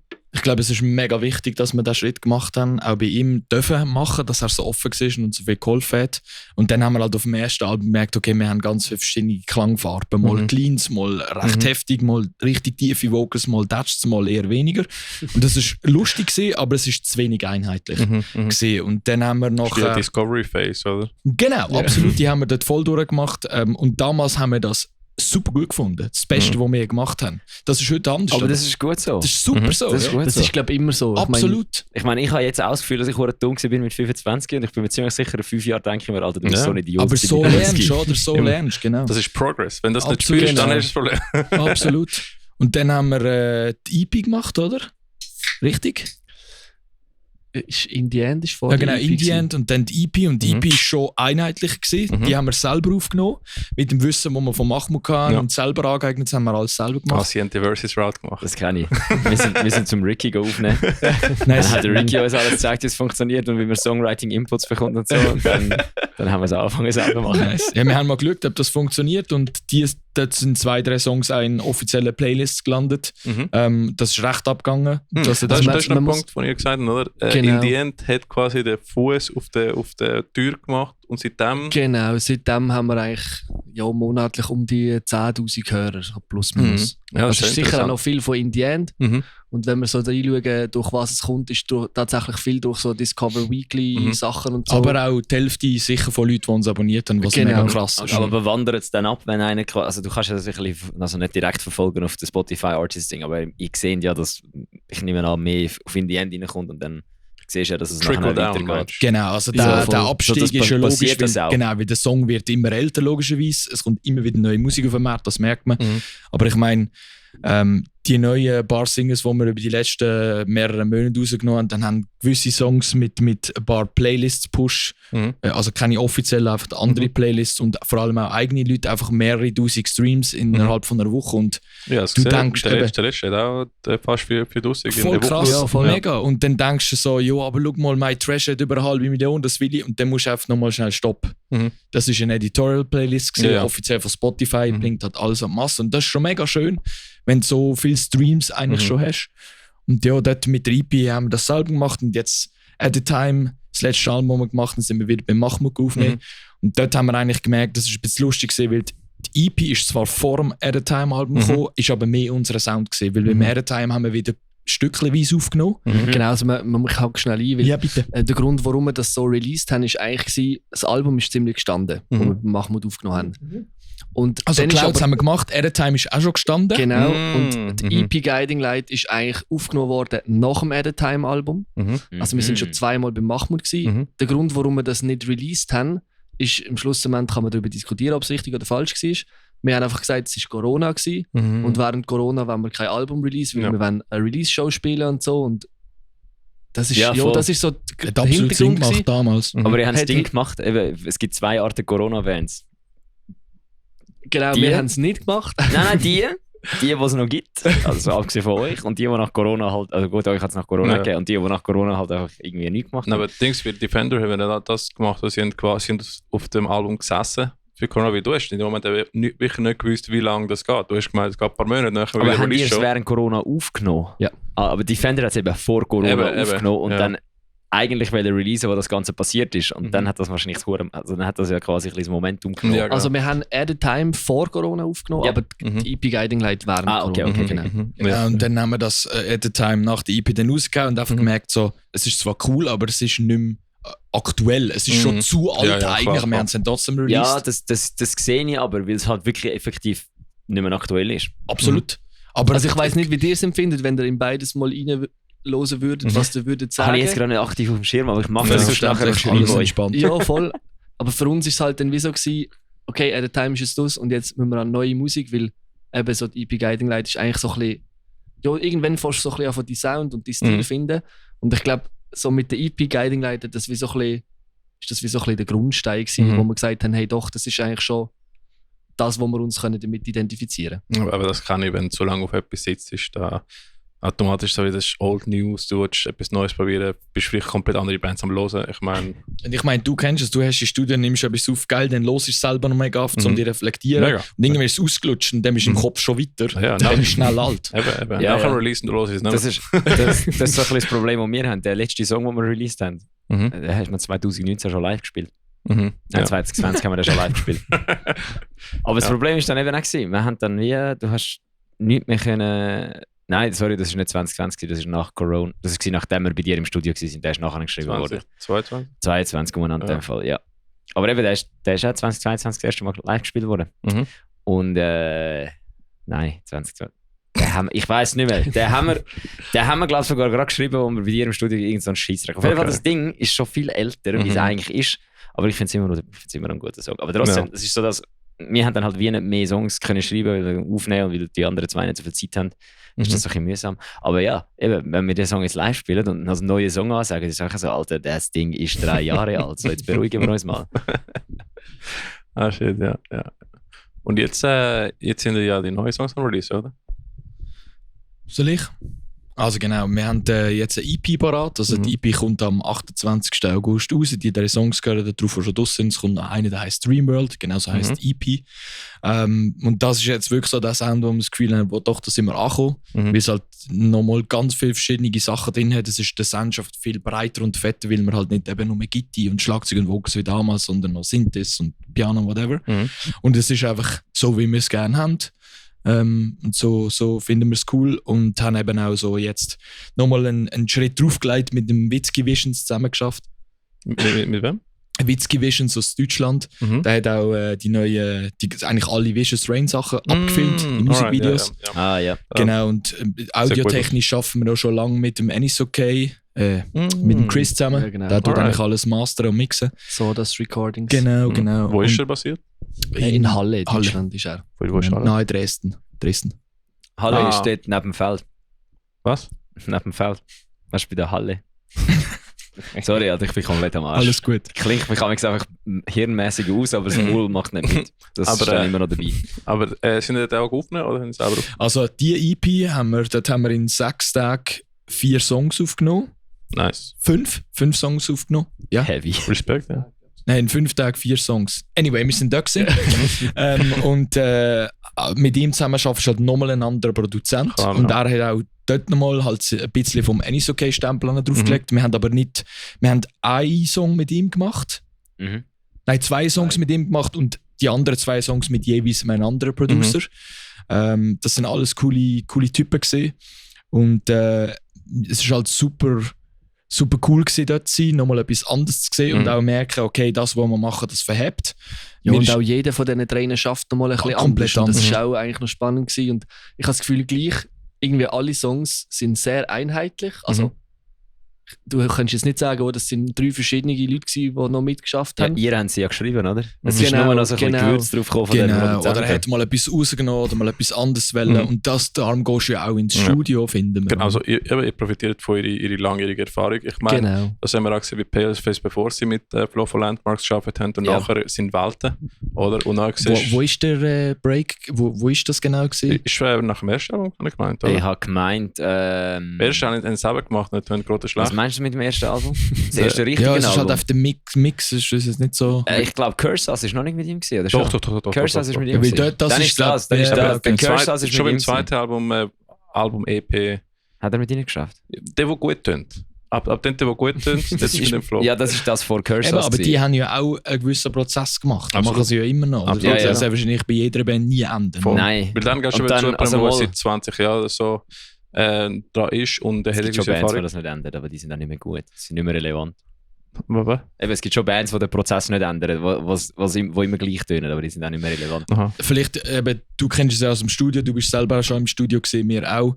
Wir haben so das Gefühl, okay, es muss mega hochwertig sein. Einerseits Videomaterial, weil das catcht die Leute halt, und andererseits Audiomaterial. Ich verwünsche mich selber vielleicht fragen in die Runde, wenn etwas nicht geil tönt, auch wenn die Musik gut ist, los es nicht wieder, weil es muss geil tönen. Wie findet ihr das? Ich glaube, es gibt gewisse Threshold ab gewisser Zeit, ab gewissen Qualitätslevel spielt es nur welche Rolle. Es ist einfach die Curve of Diminishing Returns, oder? So wie ab einem Prozent von 80% von guter Soundqualität los ist eher auf Musik, oder? Unter dem Threshold wirst du erst merken und es würde dich stören, oder? Yeah. Aber oberhalb von dem Threshold, oder? Du hörst wirklich nur auf Musik, oder? Und dann ist wirklich, dann kommt nochmal, ist der Song gut, ist der Song nicht gut, oder? Zuerst wirst du schauen, okay, es klingt scheiße, dann versuchst du noch einen Song zu hören, aber du kannst wirklich nicht darauf fokussieren. Außer es ist eine stilistische Entscheidung, wie zum Beispiel so, keine Black Metal oder so Hardcore, keine Ahnung. Es gibt so, aber ich bin auch so vom Gedanken, es muss schon mal gut tönen, oder? Oder sagen wir, es muss dezent tönen. Und dann fokussierst du mich auf Musik. Aber es gibt auch Bands, die dezent oder sagen wir sogar super tönen, wo du nachher findest, so, ja, aber ich weiß nicht mehr, wie der Chorus geht. Oder?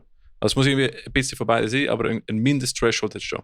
Ja, also ich sage auch, bei mir ist es so, es kommt immer ein bisschen aufs Genre, nein, es kommt eigentlich nicht aufs Genre drauf an. Punk und so jetzt auch. Nein, es ist eigentlich wirklich, es kommt einfach so, es kommt aufs Genre drauf an. Bei einer Punk-EP verzeihe ich wesentlich mehr wie bei einer Metal-EP, aber das ist auch einfach rein vom Musikstil her, weil der Musikstil Metal ist einfach viel sauberer produziert wie eine Punk-EP. Eine Punk-EP kannst du blöd gesagt auch einfach einmal ein Intro machen, wo ein Handy aufnimmt und irgendein Scheisser, und es tönt dann einfach geil als Stilmittel braucht, aber du hast so einen Grund-Threshold, hast so, es muss einfach wirklich, du musst schon hören, dass es gut aufgenommen ist, und dann hast du sehr viel Spielraum meiner Meinung nach. Weil du kannst halt eben etwas so produzieren wie Paleface, wo einfach fett tönt, und dann kannst du jetzt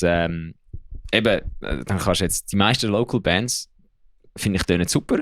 Los ich, Local Bands, tönen super, ich finde es tönt geil, tönt gut, guter Sound. So, ja geil, so würde ich gerne, dass meine Band auch tönt. Und nachher los ich aber eben dann so einen anderen Song und dann so, das ist ja wesentlich besser produziert wie das andere. Aber das über dem hohen Threshold ist von Scheiße, ist egal. Yeah. Ich habe einfach das Gefühl, in der Metalcore-Szene, gerade in Deutschland, da habe ich das Gefühl, ist die Latte mega hoch gesetzt, was Soundqualität anbelangt. Und dort wollen wir halt auch an. So. Ja. Also, es gibt Produktion halt. Ja, es gibt eben so zwei Dinge. Es ist ein zweischneidiges Schwert, finde ich. Es gibt dann bei mir eben auch schnell einmal den Punkt, wo ich muss sagen, okay, das ist jetzt zu überproduziert, das ist zu clean. Aber an diesem Punkt musst du denken, alright, höre ich einen Unterschied zwischen dieser Band und andere Band? Oder? Und nachher ist es so wie, es muss gewisse Elemente haben, die Band daraus machen. Ich habe das Gefühl, mit Metalcore kommt es oft dazu, dass, weißt du nicht mehr, shit, ist das I Prevail, ist das Wage War? Bin ich nicht mehr ganz sicher, oder? Und nachher ist es so wie, weil einfach alle die gleichen Produzent oder gleiche Soundmäßig, alle streben nach einem gleichen Sound, oder? Das ist aber gut, das ist ein guter Sound. Aber jetzt letzte Zeit bin ich noch recht viel am Hardcore hören, und ich muss sagen, zum Teil gibt es große schlechte Mixes. Aber irgendwie, du erkennst den Sound zwischen Guilt Trip und Get the Shot und was das ist mir aufgefallen, das ist mit dem HC bei mir oftmals so, wenn ich höre dort 5 Sekunden manchmal und weiss gerade, welche Band, weil dort die Gitarre-Sound oder irgendetwas Spezielles ist, was auch wieder geil ist. So, es ist nicht so, ich habe jetzt gerade kein Beispiel. Gibt's, ich sage so oft Beispiele von diesen klinischen, chirurgisch perfekt. Bad Omens, I Prevail, Wage War. Ja, genau. Nein, I Prevail geht jetzt noch, aber Bad Omens ist so etwas. Bury Tomorrow hat auch recht einen Sound. Ja, Bury Tomorrow hat nicht so einen kleinen Sound. Der hat schon ein bisschen Dreck drauf. Es stimmt. Einfach so, es tönt so zu clean, es ist so zu steril. Wenn es einfach zu steril tönt, ist es dann löst es mir auch ab. Weil wir spielen immer noch Metal, es darf auch ein bisschen Dreck haben. Deswegen Bleed From Within haben eben genau den perfekten Mix von Raw, Organic und Pristine Sound, oder? Aber das ist einfach der Nolly. Der Nolly ist einfach Gott. Und was halt immer wichtig ist, glaube ich, wenn man eine Band ist, wenn man richtig weiterkommen will, muss man halt seinen eigenen Stempel haben, der den Leuten im Kopf bleibt. Oder? Und das versuchen wir einerseits mit unserem Sound, andererseits auch mit unserem Outfit. das ist vielleicht noch eine Frage gewesen, vielleicht, wie das entstanden Ja, ist. also, wir haben sogar am Festival... Das haben wir am ICU-Festival sogar schon gehabt. Ja, schon die weiße Outfits Genau. gehabt. Ich glaube, du hast schwarz und er hast weiß, oder so etwas war. Was ist das Outfit? Genau, das das ist alles das, ja, genau. Es hat, glaube ich, einfach irgendjemand noch ein Netz-Shirt angehabt, glaube ich. Nein. Nein, alle oben. Es ist eigentlich immer das. Und das ist zustande gekommen, weil wir halt gewusst haben, okay, wir finden viele Outfits geil. Dann haben wir über ein halbes Jahr mega viele Sachen zusammen probiert und haben eigentlich jetzt gemerkt, wieso das uns am besten gefällt. Ein Netzshirt, weil wir Das ist cool, ja. gerade der Ivo und ich immer wieder mal an gewissen Partys gesehen sind, wo man so Zeug anlegt. Und ich habe es beim Zelli von Paleface fucking geil gefunden. Das stimmt, ja. Aber gewusst, schwarz geht nicht. Sonst kommen wir gerade den Stempel über, ich habe den Zelli kopiert. Und dann haben wir gefunden, weiß passt perfekt zu der Hose. Es ist alles so ein bisschen oversized. Ob jetzt das suitable ist für heiße Festivalbühnen im Sommer, ist eine andere Frage. Das stellen wir uns dann, wenn es voll ist. Ich habe mal Rise of the North Star mit ihren ja. Highschool-Dings am Grenchen gesehen. Und die sind am Sterben gewesen. Ich meine, das ist wirklich... Ich habe Angst gehabt um die Leute. Es war so heiß gewesen. Und einfach mit dem Longsleeve, lange Hose, das japanische Style halt. Und ich so wie, fuck, Alter. Yeah. Wir schauen mal, aber eben, das bleibt halt den Leuten in den Köpfen. Du musst einzigartig sein. Wir sind ja alle am Greenfield Band Day gewesen. Das war auch ein Thema gewesen, oder? Das musst du ausstechen, nicht nur soundmäßig, genau. sondern auch visuell, oder? Genau, das habe ich auch eine interessante Veranstaltung gefunden. Ich meine, wir sind jetzt sicher das 4. oder 5. Mal gesehen. Und du merkst halt über die ganzen Jahre, am Anfang haben wir gemerkt, okay, das müssen wir alles mal ändern. Und jetzt sind es eigentlich nur noch ganz kleine Details gewesen. Will auch da überhaupt nicht überheblich tun, aber es ist einfach schön, die ganzen Rotschlag zu verfolgen. Und du merkst, okay, wir sind auf einem richtig guten Weg. Das ist schon cool. Und im Endeffekt ist das ein Platz, wo kannst du Leute kennenlernen kannst. Definitiv, ja. Also wir sind gegangen, um zu schauen, wer alles dort ist. Und auch andere Bands, genau. Ja, genau. Und irgendwie kommt halt gleich jedes Mal wieder etwas Neues dazu, wo wieder einen neuen Input gibt. Das ist eigentlich auch der Grund, warum wir schlussendlich gleich beim Chris im Studio waren. Er hat vorher, also seit in the end, eigentlich alles gemixt und gemastert. Ob wir es jetzt bei Mahmoud aufgenommen haben oder selber, hat eigentlich alles er gemacht. Ja. Und jetzt haben wir einfach gefunden, hey, wir wollen mal vor Ort sein und mit ihm zusammen an einem Produkt arbeiten und nicht nur den Input von Mixing, Mastering, sondern es ist schon ganz anders dann, ja. Es macht mega viel aus, ja. Anders. Und es ist auch interessant. Ich meine, eben so entwickelst du immer weiter. Ja. Ja, und wir haben zum Beispiel am Greenfield, ich weiß nicht, ob ihr von dem schon mal gehört habt, den Mark von Cold Kings kennengelernt. Der macht so Business Mindset Coaching. Das klingt jetzt zuerst mal richtig shady, aber ja, schon. Genau, fair enough, ich habe gewusst, dass das kommt. Was er macht, wie heisst denn? Cold Kings. Cold King. Was er macht, ist eigentlich nichts anderes, als er stellt einfach Fragen. Also wir haben jetzt über ein Jahr mit ihm zusammen geschafft. Er tut eigentlich die ganzen Prozesse spiegeln mit uns. Was machen wir, wieso machen wir es, wo tun wir unsere Zeit investieren. Hilft uns bei ganz vielen verschiedenen Fragen zu Sachen, die wir noch nicht kennen, wie Booking, Management, Label Consulting macht er einfach. Genau, also Consulting eigentlich. Vielleicht ist der Name oft. So. Coaching Consulting. Ja, Coaching Consulting, wirklich gut. Ja, Consulting dann viel mehr shady wie das andere mit der Meinung. Er ist einfach schon ewig in der Branche und hat uns halt wirklich geholfen, zum Beispiel bei Bookings, Festivalbewerbung, wie machst du das sauber, was schreiben wir, hat uns geholfen, noch einheitlicher Moment of Madness als Marke zu zeigen. Spannend, ja.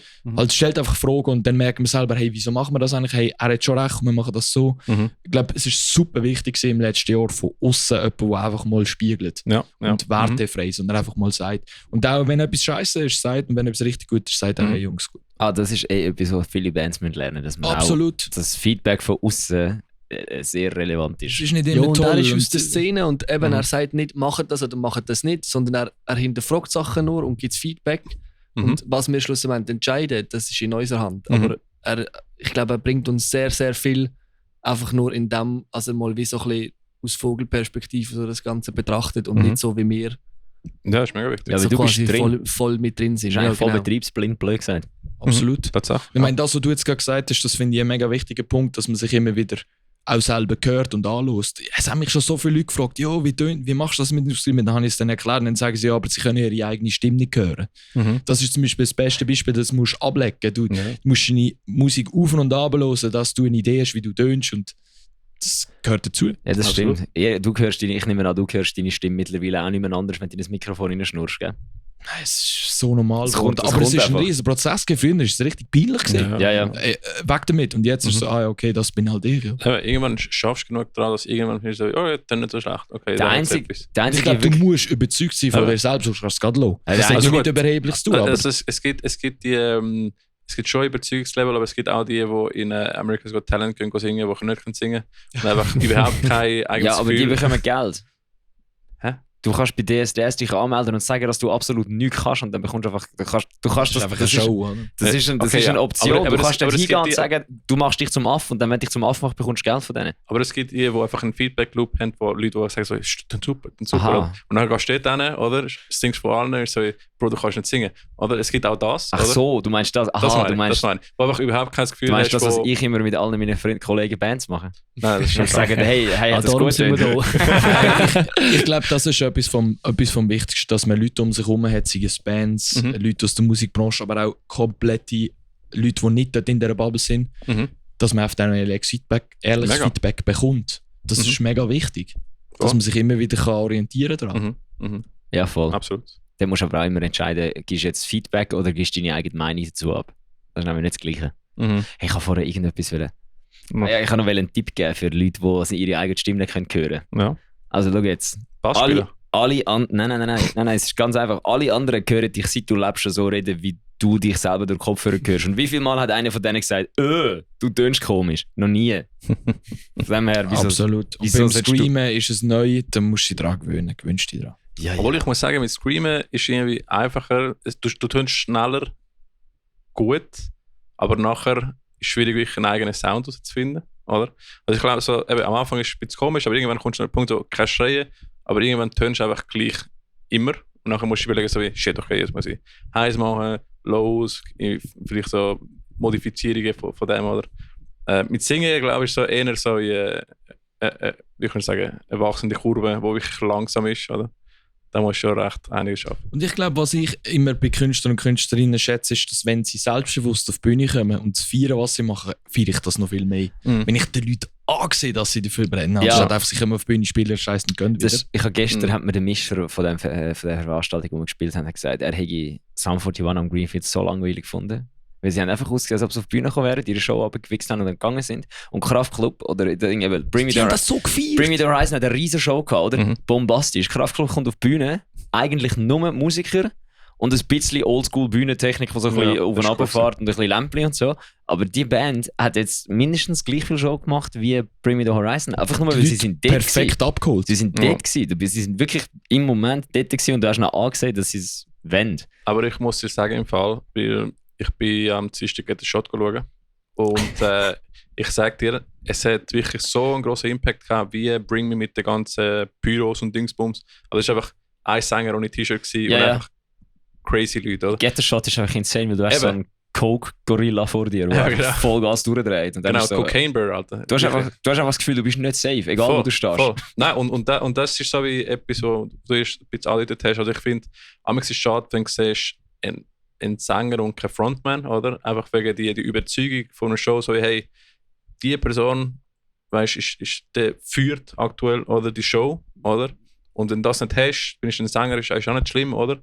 Aber es ist schade, wenn du das siehst, so wie, wenn die Person einfach mal, es ist so ein bisschen theatralisch, schlussendlich, oder? Ich meine, du machst ein Spiel, du kannst introvertiert sein, wie auch, whatever, aber auf die Bühne, oder? Du musst Entertainer Du sein. musst Entertainer sein und wenn du das nicht bist, könntest du der beste Sänger sein ever. Aber es ist irgendwie so, sitzt dort und so, okay, das ist cool, aber irgendwie. Und ich glaube, einen schlechten Tag kann jeder oder jede Absolut. Künstlerin Ja, haben. ja. Das Ja. ist klar. Voll. Aber ja, ich finde das einfach amigs krass. Zwischen zum Beispiel Hanabi am Greenfield, einer von meinen Favorites gewesen. Also Die haben gut. alles und noch mehr Alter, gegeben. die Das Sängerin, ist, holy shit.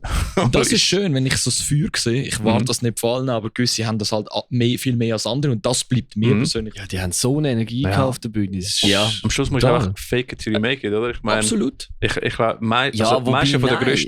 grössten Artists, die so Gas geben, hinter der Kulissen sind einfach für sich selber introvertiert, nicht mehr mit niemandem Ja, reden. ja, aber du musst ja nicht auf die Bühne kommen und alles zusammenlegen und umrennen wie ein Blöder. Du kannst Nein, einfach, Nein. Du Nein, kannst nein. einfach, ich meine, wenn du jetzt haben der Bokassa gesehen am Greenfield?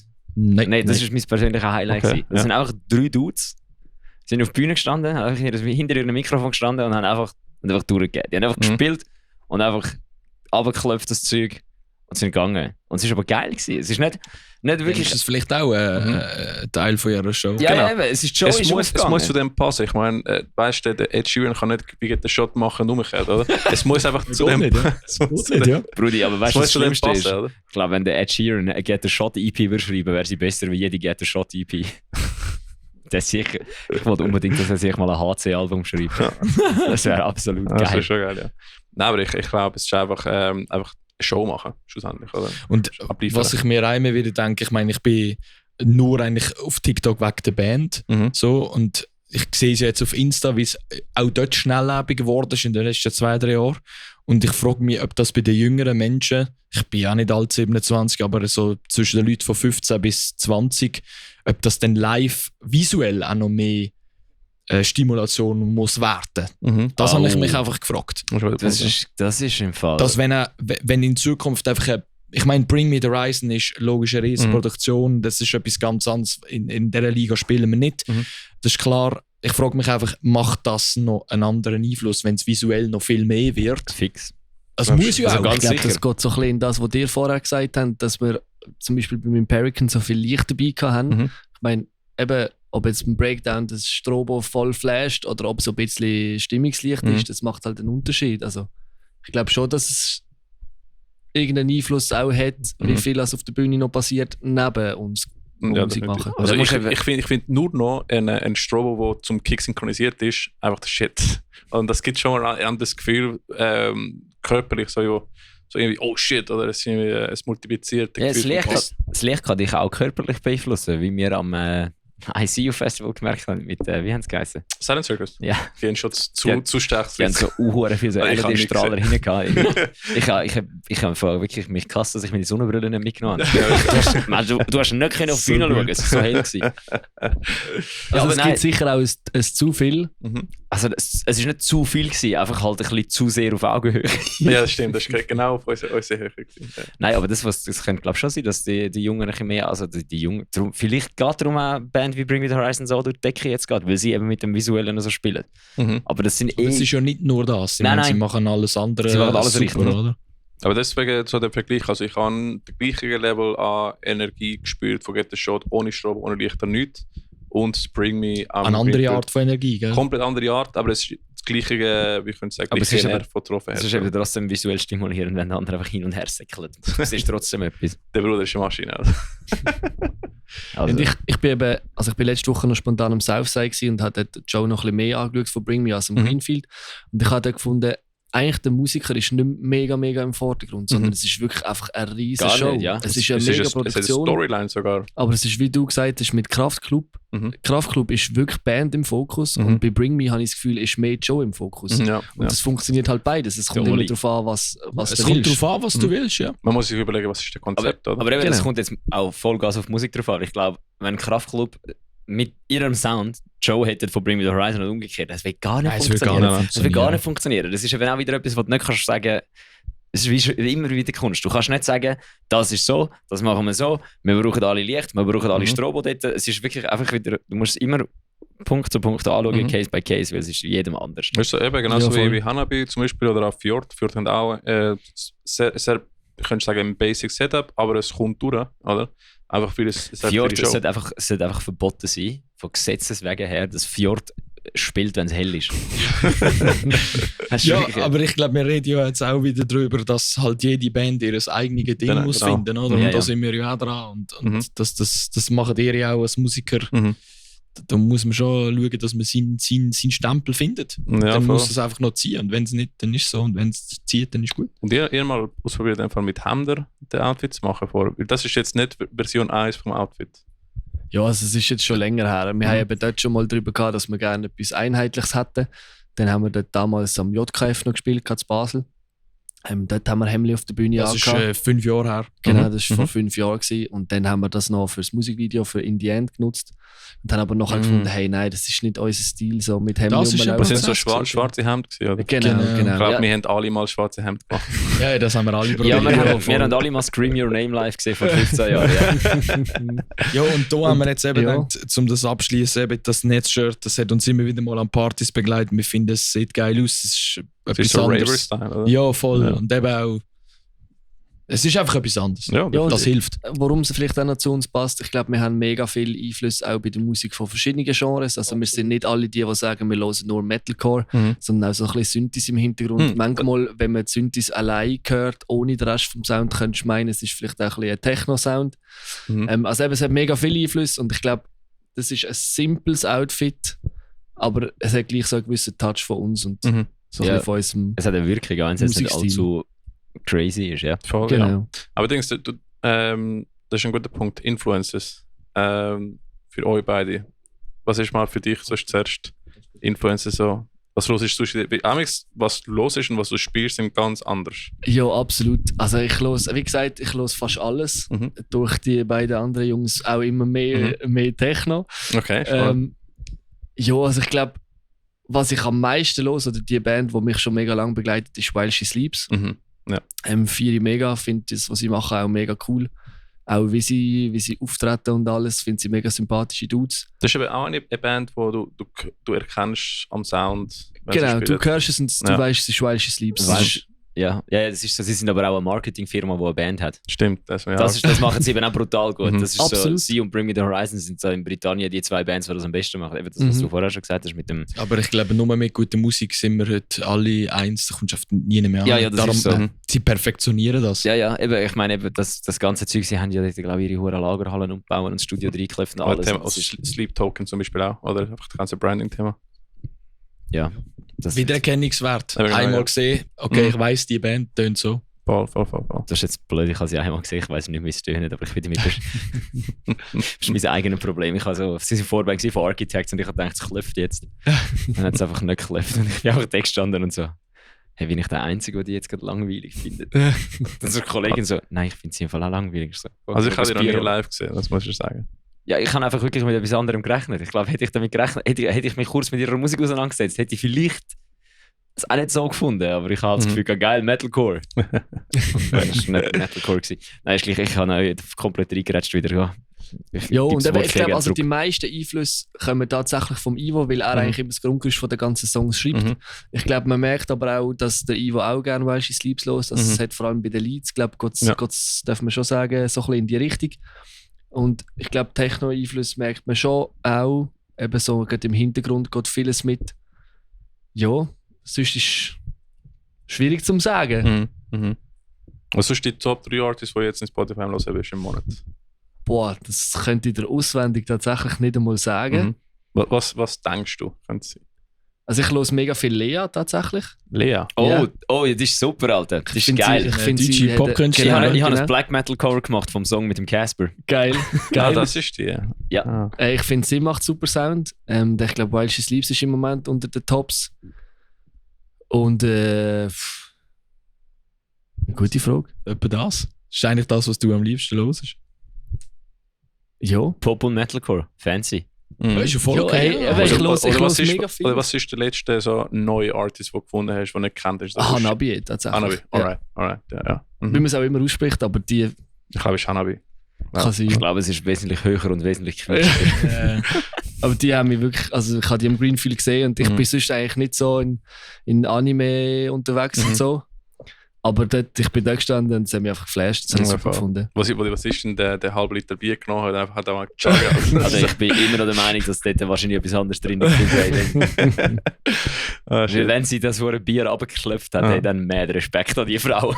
Die höre ich tatsächlich auch relativ oft. Ja, die muss ich unbedingt mal hören. Ich habe den recht cool gefunden. Das Problem ist einfach, du kannst dir wie nicht merken, welcher Song welcher ist, weil alles japanisch ist. Das ist so ein Problem. Ja, absolut.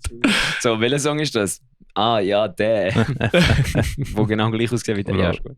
Wie spielst du bei dir? Hey, ich höre komplett querbeet. Jazz, Blues, Rock, Elektro, Techno, Psytrance, House, komplett. Damn. Aber auch Metal. Metal eher Metalcore. Viel Core halt. Ja. Lustigerweise.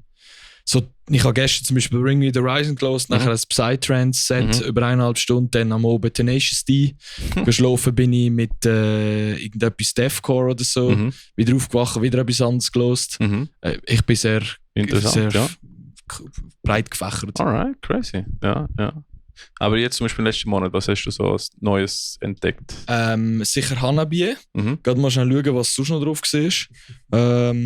Nein, doch, da ist ja wieder Hanabi. Weil der Kollege von mir, der Thomas, hat gesagt, hat mir das vorher gezeigt, der Babymetal. Und ich sage, verstand ich den Anime-Hype und alles. Das ist einfach nicht meine Welt. Ja. Dann aber unvoreingenommen ans Screenfeed gegangen, 2 Minuten Hanabi gesehen und gewusst, okay, finde ich geil.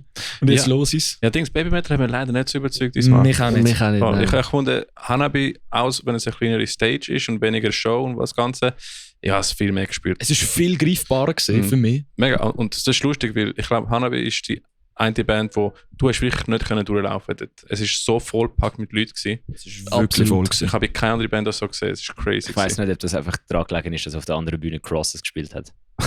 Weil ich glaube, die haben wirklich niemand interessiert. Ich habe erst im Nachhinein entschieden, dass es Gino Moreno war.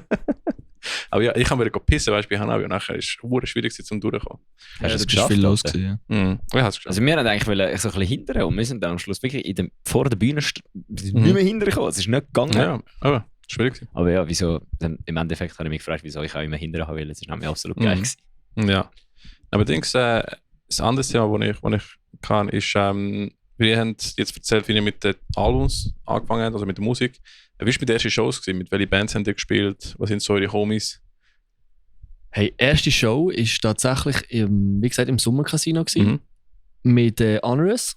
Die haben wir per Zufall die eigentlich kennengelernt. Und der Vinci ist der Schlagzeuger, ist mittlerweile ein mega guter Freund von uns. Mache auch mega viel mit ihm zusammen. Er ist auch mit uns, zu der Crew genau, ist auch mit uns Greenfield gekommen, cool, hat uns geholfen dort und supportet uns auch mega. Und Anaesthetis sind noch dabei gewesen, genau. Eben, die haben sich jetzt, glaube ich, irgendwie ein bisschen aufgeteilt und neu organisiert. Das ist alright. Ja, das war die erste Show gewesen, tatsächlich. Das haben wir unten im Sommercasino gespielt. Ja, und dann schnell einmal mit unseren Buddies von Final Story. Ja. Und genau. Dann in Basel und dann auch noch durch die Schweiz einmal letztes Jahr, Anfangs letztes Jahr, ein paar Shows gespielt. Und auch mit Vicious Rain haben wir noch gespielt. Das ist auch mit Final Story. Auch noch mit Final Story, genau. Und mit denen sind wir jetzt auch noch ein bisschen in Kontakt. Wo ist das? Vicious Rain, Final Story und ihr? Baden. Im Werk, ja. Weil das halt auch auf die 2 Bands sind, die sehr ähnlichen Sound machen wie wir. Dort sind wir aber, muss man sagen, spontan eingesprungen. Genau. Ist das extra der Drummer nicht rum war von Genau. Final Story? Ja, Dann bin genau. ich auch gewesen, jawohl. Genau. Ich glaube, dort hätte ich nicht können, weil ich gerade Probe gehen. Stimmt, ich kann unbedingt wählen. Das war ein Freitag, ja. Das war am Freitag nie Zeit. Ja, jetzt können wir am Freitag saufen. Saufst nicht mehr Split. Ah, nice, ja. Genau. Ja, so ist das entstanden. Und wir haben auch mittlerweile immer wieder mal Anfragen für irgendwelche Shows mit anderen Bands, wo wir dann halt irgendwann einfach müssen sagen, ganz ehrlich, es passt einfach soundtechnisch nicht. Wenn ich ein Gig spiele, ob jetzt als Headliner oder nicht, ist völlig egal. Oder als Opener, aber wenn dann halt eine Punkband, eine Metalcore-Band oder Black Metal. Ja. Genau, das macht für mich produktionstechnisch null Sinn, weil dann sind die Leute nur irritiert. Und halt gewisse Clubs oder Shows, wo uns mal anfragen, wenn wir halt irgendwann auch sagen, hey, geht rein von der Produktion nicht mehr. Oder auch dort, wo ist das gewesen? Das ICU Festival. Das ist gerade so noch knapp über die Bühne mit allem Strom, den wir brauchen. Stimmt. Das ist aber ganz einfach wegen unseren Rauchjets. Ja, eben, wir kommen natürlich auch mit dem Rider und sagen, wir brauchen 5 Dosen von dem und dort brauchen wir noch Saft. Und dann irgendwann, wenn wir uns halt an die Show gewöhnen, willst du halt nicht zurück zu nur noch Instrumenten. Halt Stimmt, ihr habt ja noch gesagt, ihr habt nicht gewusst, ob es noch klappt, aber vielleicht genau, vielleicht klappt es noch. Genau. Aber wir sind auch nicht die Band, die einfach keinen Fix gibt und einfach schaut, dass die Sicherungen rausfliegen. Das ist klar, Das ist ja dumm. Ja, aber dann hast du gar keinen Strom mehr. Ja, okay. Genau. Dann ist aber das ist natürlich, das hat auch wieder überhaupt nicht mit Überheblichkeit zu tun, aber wenn du halt Shows spielst, das musst du gar nicht mal ein Screenfield sein, aber du gewöhnst dich an deine Rauchsäule, dein Licht. Ja, dann kommst du in ein Venue, wo du vorher weißt, die haben nicht einmal die Hälfte Potenzial für das ganze Equipment, das du bringst, dann musst du sagen, hey. Ja, Logistik muss ja passen, oder? Genau. Ja, oder ich sage jetzt mal so eine 0815-Location, wir haben auch schon eine Anfrage bekommen für eine coole Location, wo viele Konzerte stattfinden, aber die haben kein PA. Oh ja, das ist dann blöd, ja.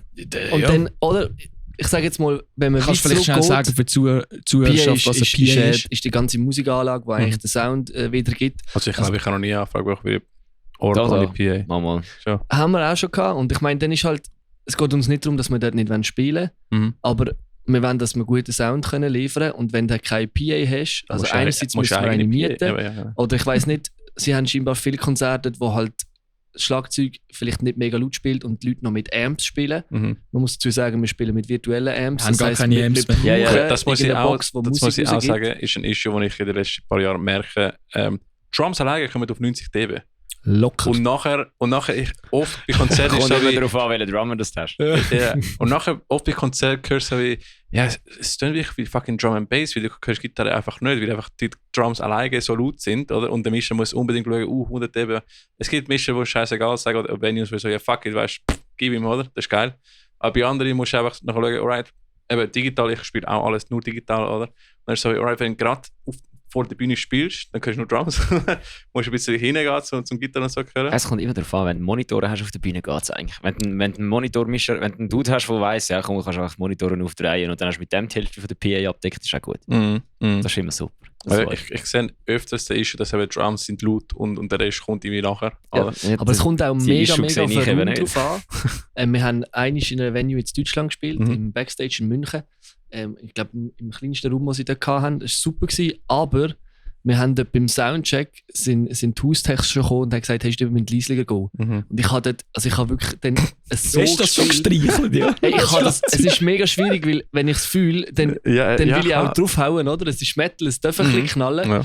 Aber wenn du dann halt schon nur mit dem Schlagzeug und vor allem Becken sind ja halt mega schrill immer. Und das ist, finde ich, auch ein Hauptmerkmal zwischen live und auf Platte oder auf Spotify sind vor allem Becken. Ja. Becken sind live viel weiter, also vor allem China. Hast du Bullet from a Valentine letztes Mal live gesehen? Tatsächlich nicht. Nicht? Dann wirst du dich über ihren Live-Sound aufregen, Alter. Das tönt genau wie auf... Das ist das, was ich gemeint habe. Es tönt genau wie auf dem Album. Bullet from a Valentine... Sorry, da habe ich im letzten Podcast einen Rant gehalten und kein Beispiel können haben. Bullet from a Valentine, Alter. Hat im Fall... die haben ihr das neue Album rausgebracht und dort war das bei Gravity, was sie so mit der Switch gemacht haben. Und dann haben die das neue Album rausgebracht und dann haben die gespielt und es hat einfach... Das scheiß Schlagzeug hat genau gleich tönt wie auf der CD. Und ich kann eigentlich wollen, dass man jetzt einfach das Schlagzeug auf die Fresse nicht hat, weil ich wollte ein bisschen... Es muss einfach lärmen, genau, es muss lärmen. Und Bullet from a Valentine hat genau das. Danke vielmals, dass du mir endlich 1,5 Wochen lang habe ich das in mir rein aufdingselt. Ich merke es jetzt vielleicht auch.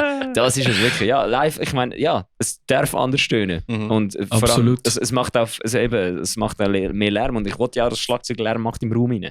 Und wenn dann einfach das Problem ist halt, wenn der Raum so klein ist, dass das Schlagzeug genau, dann schon... das ist dann ein anderes Problem. Aber die haben in der Hall gespielt, weißt du? Ja, okay. Und das ist natürlich dann auch der Grund, wieso wir schon vorab wissen, dass wir gewisse Venues einfach nicht mehr spielen werden. Weil dann muss ich kommen und sagen, Stefan, jetzt klebst du einfach die Becken ab. Man kann dann normalerweise so Kleber draufkleben, dass es leisiger ist. Dann ist auch nicht happy, wie es kacke tönt. Okay, haben ihr Plexiglaswand probiert? Nein, haben wir tatsächlich noch nicht. Ihr habt, glaube ich, eine gehabt. Wir haben ein paar Mal mitgenommen und es hat wirklich etwas gebracht. Genau, und aufgrund von dem, dass wir das hier gesehen haben, haben wir auch das oftmals besprochen. Wir finden einfach, ich zitiere ihn, es passt nicht zum Bühnenbild, verstand ich. Kann man machen, muss man nicht. Es sieht einfach aus wie ein Orchester, das ist so. Genau, und ich finde halt, er ist ein armer Sieg, unser Drummer wie jeder Schlagzeuger oder Schlagzeugerin. Er ist schon hinter dem Ganzen geschehen, ihn kennt niemand, ihn nimmt man kaum wahr. Wenn dann an einer Wand steht, dann kann er heimgehen. nein, mach jetzt nicht extra. Hey, gut, aber ihr sind ja das Dritte, ihr könnt dann einfach Führer stellen. Ja, wir haben auch schon was eben halt schon das Problem ist Schlagzeug, gerade auf kleinen Bühnen, oder? Der Andreas steht genau vor mir. Das heisst, der Sound kommt genau in sein Mic und ich glaube, das ist auch das Problem für die Leute, die nicht so in der Musikszene unterwegs sind. Bei mega vielen Konzerten hast du ja das, dass du einfach sagst, hey, du hörst Vocals nicht, weil sie sind einfach zu leislich. Und ich glaube, oft ist auch das Problem, gerade in kleinen Venues, dass einfach die Vocalists so nah beim Schlagzeug sind, dass einfach, eben wie er vorher gesagt hat, du musst nicht extrem laut schreien, sondern du solltest schon der Stimme nicht festschaden. Und wenn halt ein Schlagzeug so viel Becken-Impact geht aufs Mic, dann ist es halt mega schwierig, weil sobald er die Vocals Leute macht, ist auch das Schlagzeug Leute. Und ich glaube eben, ich verstand das, bevor ich so intensiv Musik gemacht habe, gerade im Metal wie jetzt, habe ich vorher immer gesagt, Scheiße abgemischt und so, es klingt voll kacke, was machen die? Ja. Aber seit wir all die Sachen selber gesehen, für alle euch, die das hören, seid nicht gerade voll pisst, weil es kann ganz viele Gründe haben. Und wenn dann halt der Mischer am kommt und sagt, schau, der Schild zu mir, du darfst genau die Meter von hier und hier bewegen, alles andere tönt kacke. Ja, das ist auch scheiße zum Spielen, oder? Aber Drums sind halt oftmals live ultra laut. Mega, wenn du halt grosse Bühne hast, erübrigt sich das. Dann ist es egal. Ja, das stimmt. Ja, es sind immer so Faktoren, die man berücksichtigen muss. Fokus ist wirklich so etwas, wie aus der Natur her gibt es Leute, die lauter sind als andere, die anders sind, oder? Haben wir ja hier mit euch zwei, oder? Genau. Und auch wenn... Ich bin mir sicher, wenn du mitmachen wärst du auch noch auf einem anderen Level wie mir. Das wäre ganz viel, also vielleicht nicht so groß, wahrscheinlich wärst du irgendwo zwischendrin oder unten dran, keine Ahnung was, aber... Ja, aber dann hast du das Thema mit den Mungios, oder? Ist auch noch blöd. Dann machen sie nicht so Symbols, wo extra ein bisschen riesiger sind, habe ich das Gefühl. Boah, das kann schon sein. Oder wo heavier sind. Es gibt so ein paar Serien. Scheiße. Ja, es ist wirklich... Ich meine, es ist wie mit den Becken abkleben. Klar sind sie riesiger, aber du hast nachher eine völlig andere Klangfarbe. Ja, genau, der Klang ist das Problem. Das klingt dann wirklich so stumpf, wie wenn du dann auf einen Pfannendeckel drauf hast. Wenn es rein nur dB-Leistung wäre, wäre es cool, oder? Aber es macht es einfach eben dumpf. Das ist mega blöd. Ja. Mhm. Wir sollten alle wieder mit Amps spielen. ich bin eben auch... Amps sind mittlerweile so klein geworden, können wir nicht einfach Caps noch kleiner machen? Ich spiele seit Jahren digital und ich finde es cool, aber ich habe immer das Problem, ich komme wenn ich so wie, hey, haben die mir einen Bierkasten zu meinem Camper drauf? So geil, so geil. Nie etwas. Und am Schluss habe ich einfach am Boden gestellt. So, zum Tuning gehe ich einfach runter. Alright, machen wir schon. Das ist aber auch wieder so einfach meistens so lustig ausgesehen, wenn so Amp-Heads am Boden stehen und keine Box rum ist, dann hast du auch das Bühnenbild. Das habe ich aber auch das Gefühl gehabt. Wir haben ja früher nicht die erste Show noch mit Amps gespielt und dann schnell nicht mehr. Das hat sich mega geändert. Wenn ich 10 Jahre später zurückschaue, dann haben noch mehrere Bands Amps gebraucht. Dort ist alles digital. Vielleicht kurz für die das nicht wissen. Ein Amp ist, du nimmst Gitarre, nimmst ein Kabel, steckst das ein, so eine grosse Box, dann kommt ein Sound raus, ein Verstärker. Genau. Und wenn du halt, wie du jetzt gesagt hast, digital spielst, dann steckst du dieses Kabel einfach in eine Art Computer rein und der schickt dann ein Signal ans Mischpult und das Mischpult gibt ein Signal an die PA, also an die Anlage, wo der Sound in den Venue rauskommt. Und mittlerweile ist halt alles digital und das ist schon halt live auch nochmal, ist für uns auch viel angenehmer. Wir können mit unserem fahrbaren Wagen alles digital ist drauf. Mega, ja. Und dann hast du halt viel weniger. Und du hast halt nie Rückkopplung, also die hohen Geräusche. Und das ist so. Also ich muss sagen, alles digital ist sehr cool. Ich finde damit schon wegen der ersten Reihe. Zum Teil haben wir auch noch einen Poweramp immer dabei gehabt, zum wenn ein Cap rum war, wir haben nicht extra einen Cap mitgenommen, hast du noch schnell einstecken und ein Signal ohne die Cap Impulse Response schicken. Also das hast du gerade für die erste Reihe, oder? Und hinter dem PA. Das ist schon sehr sick. Also dass es dort nochmal mehr knallt. Genau. Hast du noch ein bisschen für die erste Reihe noch durch die Amps. Dass du einfach Bühnenlautstärke hast. Genau. Was auch cool ist, und ich muss sagen, Safe Last Breath zum Beispiel live, ich spiele immer noch mit Caps. Das ist schon ein anderes Gefühl. Ich glaube, wahrscheinlich liegt es wirklich an der Size der Venue. Aber eine gewisse Größe ist scheißegal, ob Caps oder nicht Caps spielst. Weil die kleinen Venues zum Teil ist schon, keine Ahnung. Es kommt auch immer ein bisschen auf die Band drauf an. Beides sind Vor- und Nachteile. Genau, es ist nicht besser oder schlechter, sondern anders. Nein, beide sind Vor- und Nachteile, definitiv. Ich meine, wenn du einfach einen Cap hast, dann musst du halt mikrofonieren und es ist immer so, jemand bewegt sich oder irgendwie jemand kickt Scheiß oder was auch immer.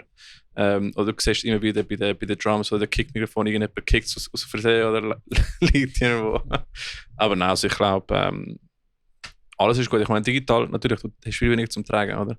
Ich weiss noch, damals, als wir in Bands gespielt haben, 2013, 12, da haben noch alle 6505 Plus gehabt, PV oder vielleicht noch EVH, alle haben immer Caps gehabt. Das war immer mühsam zum Tragen.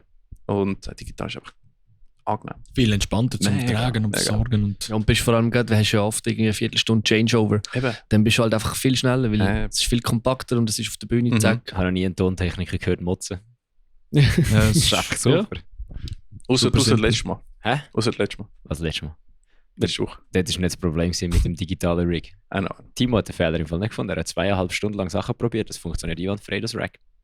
Es ist der Ghost of the Rack, Alter. Das freut mich nicht. Ich sage, es ist mir Rack gelegen. Aber ich denke, ihr habt noch gesagt, ihr habt noch in München gespielt, oder? Genau. Wie ist eigentlich so der Unterschied zwischen Schweizer Audiences und Süddeutschland zum Beispiel? Boah, es ist noch schwierig zu sagen, weil also wir haben dort als Headliner gespielt tatsächlich. Ich glaube, das würden wir jetzt aktuell nicht mehr so machen. Einfach weil wir halt, also wir haben nicht eine mega Fanbase in Deutschland. Eben, wir haben eigentlich das zweite Mal jetzt da gespielt, in München. Von dem her ist es noch schwierig zu sagen, wie viele Leute sind effektiv wegen uns gekommen, wie viele Leute sind wegen dem Opener gekommen, der local war. Oder Fate of Faith ist noch mit dabei gewesen. Okay. Ja. Schwierig zu einschätzen, aber ich habe das Gefühl, sehr ähnlich, eigentlich so im Mitmachen her und hat es nicht einen riesen Unterschied. Also ich glaube, man sagt korrigiert mich in der Schweiz, dass die Zuschauerschaft eher verhalten ist. Also am Greenfield habe ich noch schnell mit dem Zelli von Payfest geschwätzt. Der hat gesagt, in Amerika gehen die Leute immer komplett nuts und in der Schweiz sind sie eher zurückhaltend. Sehe ich auch. Also nicht, dass ich eins seine Meinung übernehme, aber auch dort wieder eine Meinung, die halt viel gesehen hat. Ja, aber das ist ja generell in der Gesellschaft so. Die Schweizer sind generell zurückhaltend. Ja, also wenn du in der Schweiz Leute animierst, hey, go Crowdsurfing, dann hast du ein paar Leute in anderen Ländern, was ich schon gesehen auf Videos, die Hälfte vom Publikum. Oder zu England. Ja, muss man ja nicht, aber ich glaube, die Leute sind ein bisschen verhalten. Aber ich glaube, unsere Shows in Deutschland sind keine Referenz wert, um da einen Vergleich zu machen. Alright. Aber es sind noch in der Planung mehr Shows im Ausland? Genau, also was wir jetzt gerade machen, ist, wir haben jetzt im 27. 28. September 2 Support-Shows mit Save for Last Breath. Und der Headline ist dort Chaos Bay. So eine deutsche Band. Chaos Bay? Ja, habe ich vorher auch nicht auf dem Schirm gehabt. Eine richtig geile Band los in den letzten Tagen. Mega gut, wie sie mir oft interessant gefällt. Spannend. Mal etwas anderes. Sehr poppige, aber trotzdem Core. Und Save for Last Breath ist auch dabei? Genau, Save for Last Breath ist auch dabei in Winterthur und Solothurn. Zuerst Solothurn und dann in Winterthur. Ja. Kofmal und Vinti im Gaswerk. Genau. Und, oben oder unten? Im Gaswerk, wisst ihr das? Im Foyer. Ah, unten, schade. Ja. Aber ist gleich geil. Und dann, jetzt ist eigentlich dann von den Planung an für den nächsten Festivalsommer. Und wir wollen eigentlich unbedingt mal aus der Schweiz raus. Ja. Wir kennen jetzt gewisse Locations in der Schweiz. Wir sehen unseren Markt auch viel mehr noch in Deutschland. Sind ja halt noch Connections am Knüpfen mit Leuten? Oder genau. Ein paar Bands im Visier? Genau, ein paar Bands. Aber Chaos Bay ist vielleicht eine Möglichkeit. Mit dem Chris von Anis Okay, da wir auch in seinem Studio sind, das auch immer wieder mal eine Schnittstelle. Ich glaube, es braucht noch ein bisschen ein Netzwerk zum Connecten, so wie Austauschklasse oder so, um einfach mal Leute kennen. Immer. Du Connections sind alles aus der Schweiz raus. Ich glaube, der einzige Beispiel, den ich kenne, ist Save Last Breath. Haben recht viele Connections mit Bands aus Süddeutschland zum Beispiel, weil sie einfach immer wieder mal zusammen gespielt haben. Aber ich kenne wenige, die... Ja, mit dem Alex einfach von E2C, E2T, Booking, irgend so etwas. Den kennen es gut. Irgendwie fehlt so ein bisschen eine Brücke mit Süddeutschland. Es ist mega schwierig auszubrechen. Und darum, ich weiss nicht, ob ihr an dem Event gewesen sind. Wie hat das geheißen dort in Bern? Rock for Future. Ja, Rock for Future. Okay. Habt ihr von dem schon mal gehört? Yes. Ich glaube, Xono sind nicht da gewesen. Genau, ich habe mit ihnen da gewesen. Nein, leider nicht. Das kann ich euch sehr empfehlen, wenn es es nochmal gibt. Dort haben wir gute Connections können knüpfen. Einerseits mit Good News, wo wir jetzt ein bisschen am Sachen zusammen machen sind. Andererseits mit der Armando vom Open Air Malanz. Das war auch etwas gewesen, was wir vorher nicht kennt haben. Andere Leute mit anderen Festivals. Du siehst halt mal Booker und Bookerinnen. Ja, hast ein Gesicht vor dir, kannst vielleicht einmal einen Eindruck machen, dass deine Mail nicht unbeantwortet bleibt. Ja, aber ich meine, sonst, wir haben letztes Jahr über 100 Mails geschickt, das ganze Jahr durch an Festivals-Veranstalter. Maximal 5% Antwort bekommen, was ich voll verstand, weil wir sind eine Band. 1500 Bands im deutschsprachigen Raum machen es gleich. Und ich glaube, darum ist der Event so mega gut, weil du bist halt dann dort face-to-face mit diesen Leuten und du hast auch vor Ort das Bild. Und ich glaube, das geht allen so, wenn du einfach eine Mail bekommst und irgendetwas geschrieben wird, erstens interpretierst du es, je nachdem anders, was der schreibt, wie er es meint und wie du es empfängst.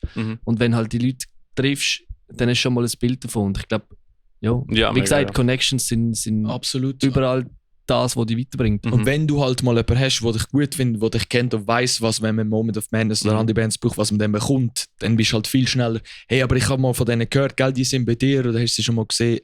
People's Business, absolut. Ja, voll, und es ist ein mega langer, harziger Weg. Wir sind immer wieder so auf und ab am Fliegen und wieder am Tiefflug landen. Das ist Musikleben. Ja, voll. Und ich glaube, jetzt eine geografische Frage. Welche Großstadt ist die nächste an der Schweiz von Süddeutschland? Freiburg.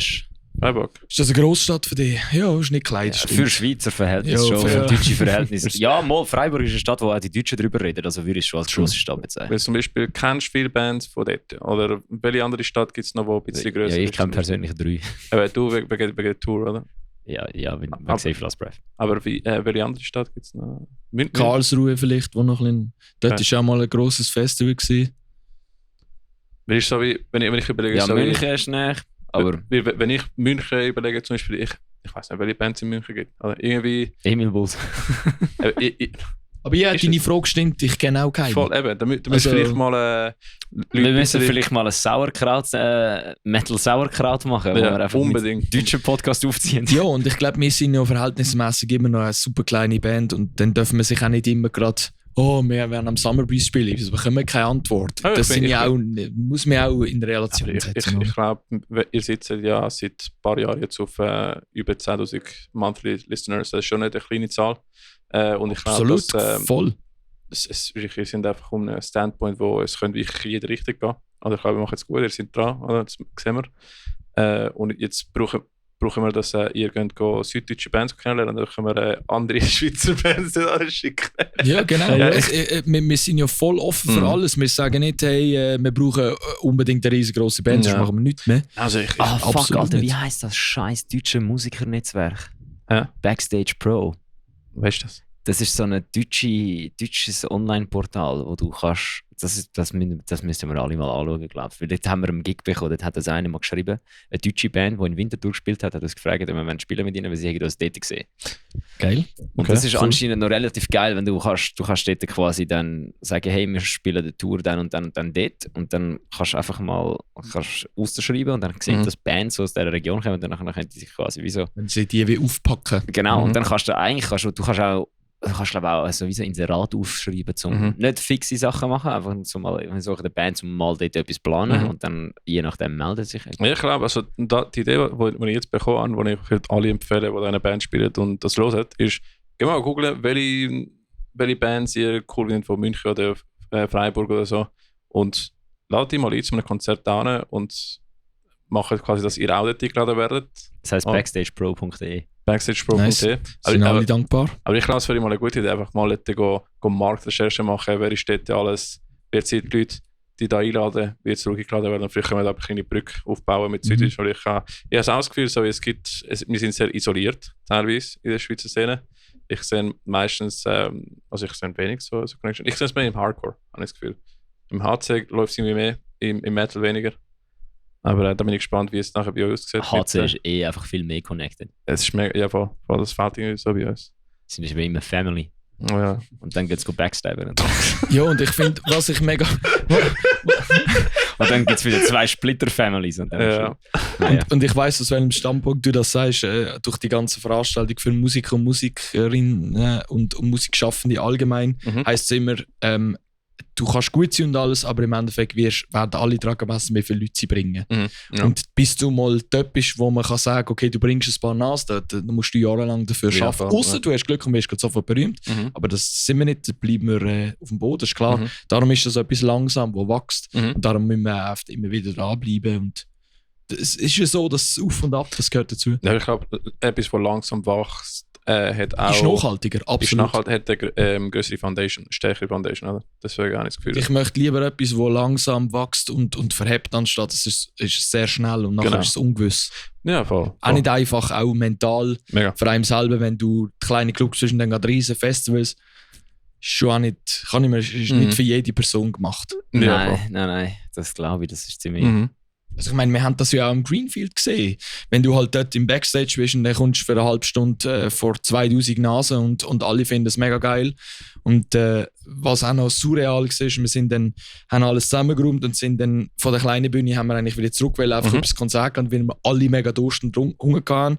Und dann sind wir in das grosse Festzelt reingekommen und ich habe dann so meinen Eltern gewunken, weil alle Eltern haben auf uns gewartet, die haben natürlich uns auch gesehen. Und dann ist das Zelt einmal komplett nass gegangen, alle haben gejubelt und gemacht und mir so, was ist da los? Ich habe eigentlich nur meine Eltern schnell gewunken und alle haben das voll geil gefunden, die Show, die wir gerade gespielt haben. Das war auch mega krass gewesen. Geil, ja. Und da möchte ich auch jeder Person danken, die uns supportet und auch das Greenfield wieder. Wir sind ja wirklich super, versuchen super chill zu sein und jetzt muss ich schnell schauen, dass ich nicht das Falsche sage. Sorry, ich hatte etwas Vulgäres im Kopf gehabt, aber ich meine, wir feiern uns nicht riesengroß ab, wir versuchen immer auf dem Boden zu bleiben. Es ist einfach das Greenfield, sicher alle halbe Stunde entweder zu ihm oder zu mir jemand gekommen und hat gesagt, ey, ihr habt doch dort gespielt, oder die sind letztes Jahr am Greenfield gesehen, ist mega sick gewesen.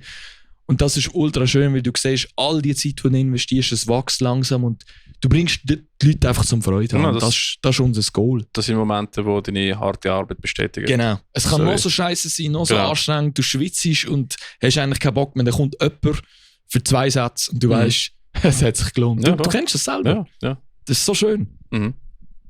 Und wenn du das noch mit deinen Freunden kannst teilen, wo ihr auch schon habt, wo du ewig schon kennst, dann etwas Schönes gibt es nicht. Ja, also ich glaube, wenn du siehst, deswegen finde ich so cool, deswegen bin ich auch so ein Local Scene Nerd, einfach seit immer, jetzt halt mit einem Podcast. Du siehst Leute, die einfach, du siehst, die haben mit dir gespielt, die haben eine andere Band gespielt vor 10 Jahren und ihr spielt sie auf einer grossen Bühne, ist das ein schönes Gefühl, oder so wie, sehr cool. Oder du hast gesehen, wie sie sich durchgekämpft haben, die Mebri, im Keller und jetzt spielen sie große Festivals, das ist schon schön. Ja, man muss das allen gönnen und ich möchte das auch, weil wir wissen selber, was es dazu braucht. Oder? Es ist mega ein langer, steiniger Weg und für die einen ist man schneller dort und für die anderen ein bisschen langsamer. Also es ist definitiv eine bessere Einstellung als einfach, du kannst auch, ich habe das Wort vergessen, es ist eine bessere Einstellung als jetzt fragen so, ja warum nicht wir und warum nicht wir haben das Slot am Festival und die haben es schon. So. Eher positiv betrachten und statt negativ, es gibt auch vieles. Also. Es sind entweder die Leute oder das, was du ablieferst oder dein Auftreten. Was ich zum Beispiel mega schön finde, es ist auch hinter den Kulissen sehr professionell. Das hat mich immer gestresst, wenn es nicht so wäre. Damit meine ich, der Rock'n'Roll-Lifestyle, gerade in diesen Shows, Metalcore, wo wir uns bewegen, ist eigentlich nicht mehr. Klar, du hast immer noch viele Leute, die ab und zu etwas trinken. Auch ich bin nach einem Gig schon mal blau gewesen, aber es ist, wenn es um Musik geht, die Produktionen sind immer, du kannst dich voll darauf verlassen, dass wenn du uns sagst, das, was du bekommst, auch bekommst. Und die Leute sind nicht besoffen, auch ich kann nicht besoffen auf die Bühne, weil die Leute zahlen für ein Gig, das geht nicht. Das finde ich mega schön. Wir haben schon mal erwähnt im Podcast, ein Modern Metalcore Backstage ist sehr langweilig. Ja. Gib uns Mate statt Bier. Genau. So sind wir drauf. Ja, aber mittlerweile muss ich sagen, geben wir uns auch keine Mate mehr, weil wir sind am Morgen trotzdem am Arsch, weil wir die ganze Koffein jettet. Das stimmt. Wir haben ja über letzte Whiteout Gig gespielt mit den Versus.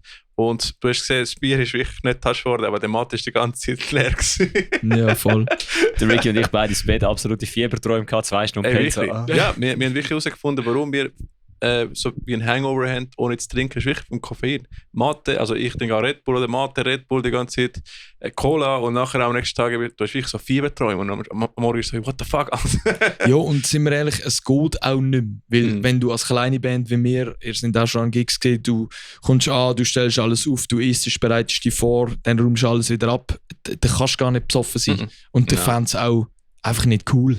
Will nicht da sein, wo das... Nein, das habe ich letztes Jahr gemerkt. Es geht alles viel schneller durch immer. Es ist so, und du wirst älter. Wir kommen später dorthin. Es ist alles viel flüssiger im Aufbau. Du bist gar nicht mehr so dort wie früher, dass du am Nachmittag um 2 auf mal aufrockst und dann mit den deutschen Bands ein Bier aufmachst und dann mal schaust, wo der Abend hinführt. Das gibt es gar nicht. Nein. Und ich meine, das Jahr sind wir am Greenfield einfach als Besucher dort gesehen. Und das war so schön gewesen. Weil du einfach...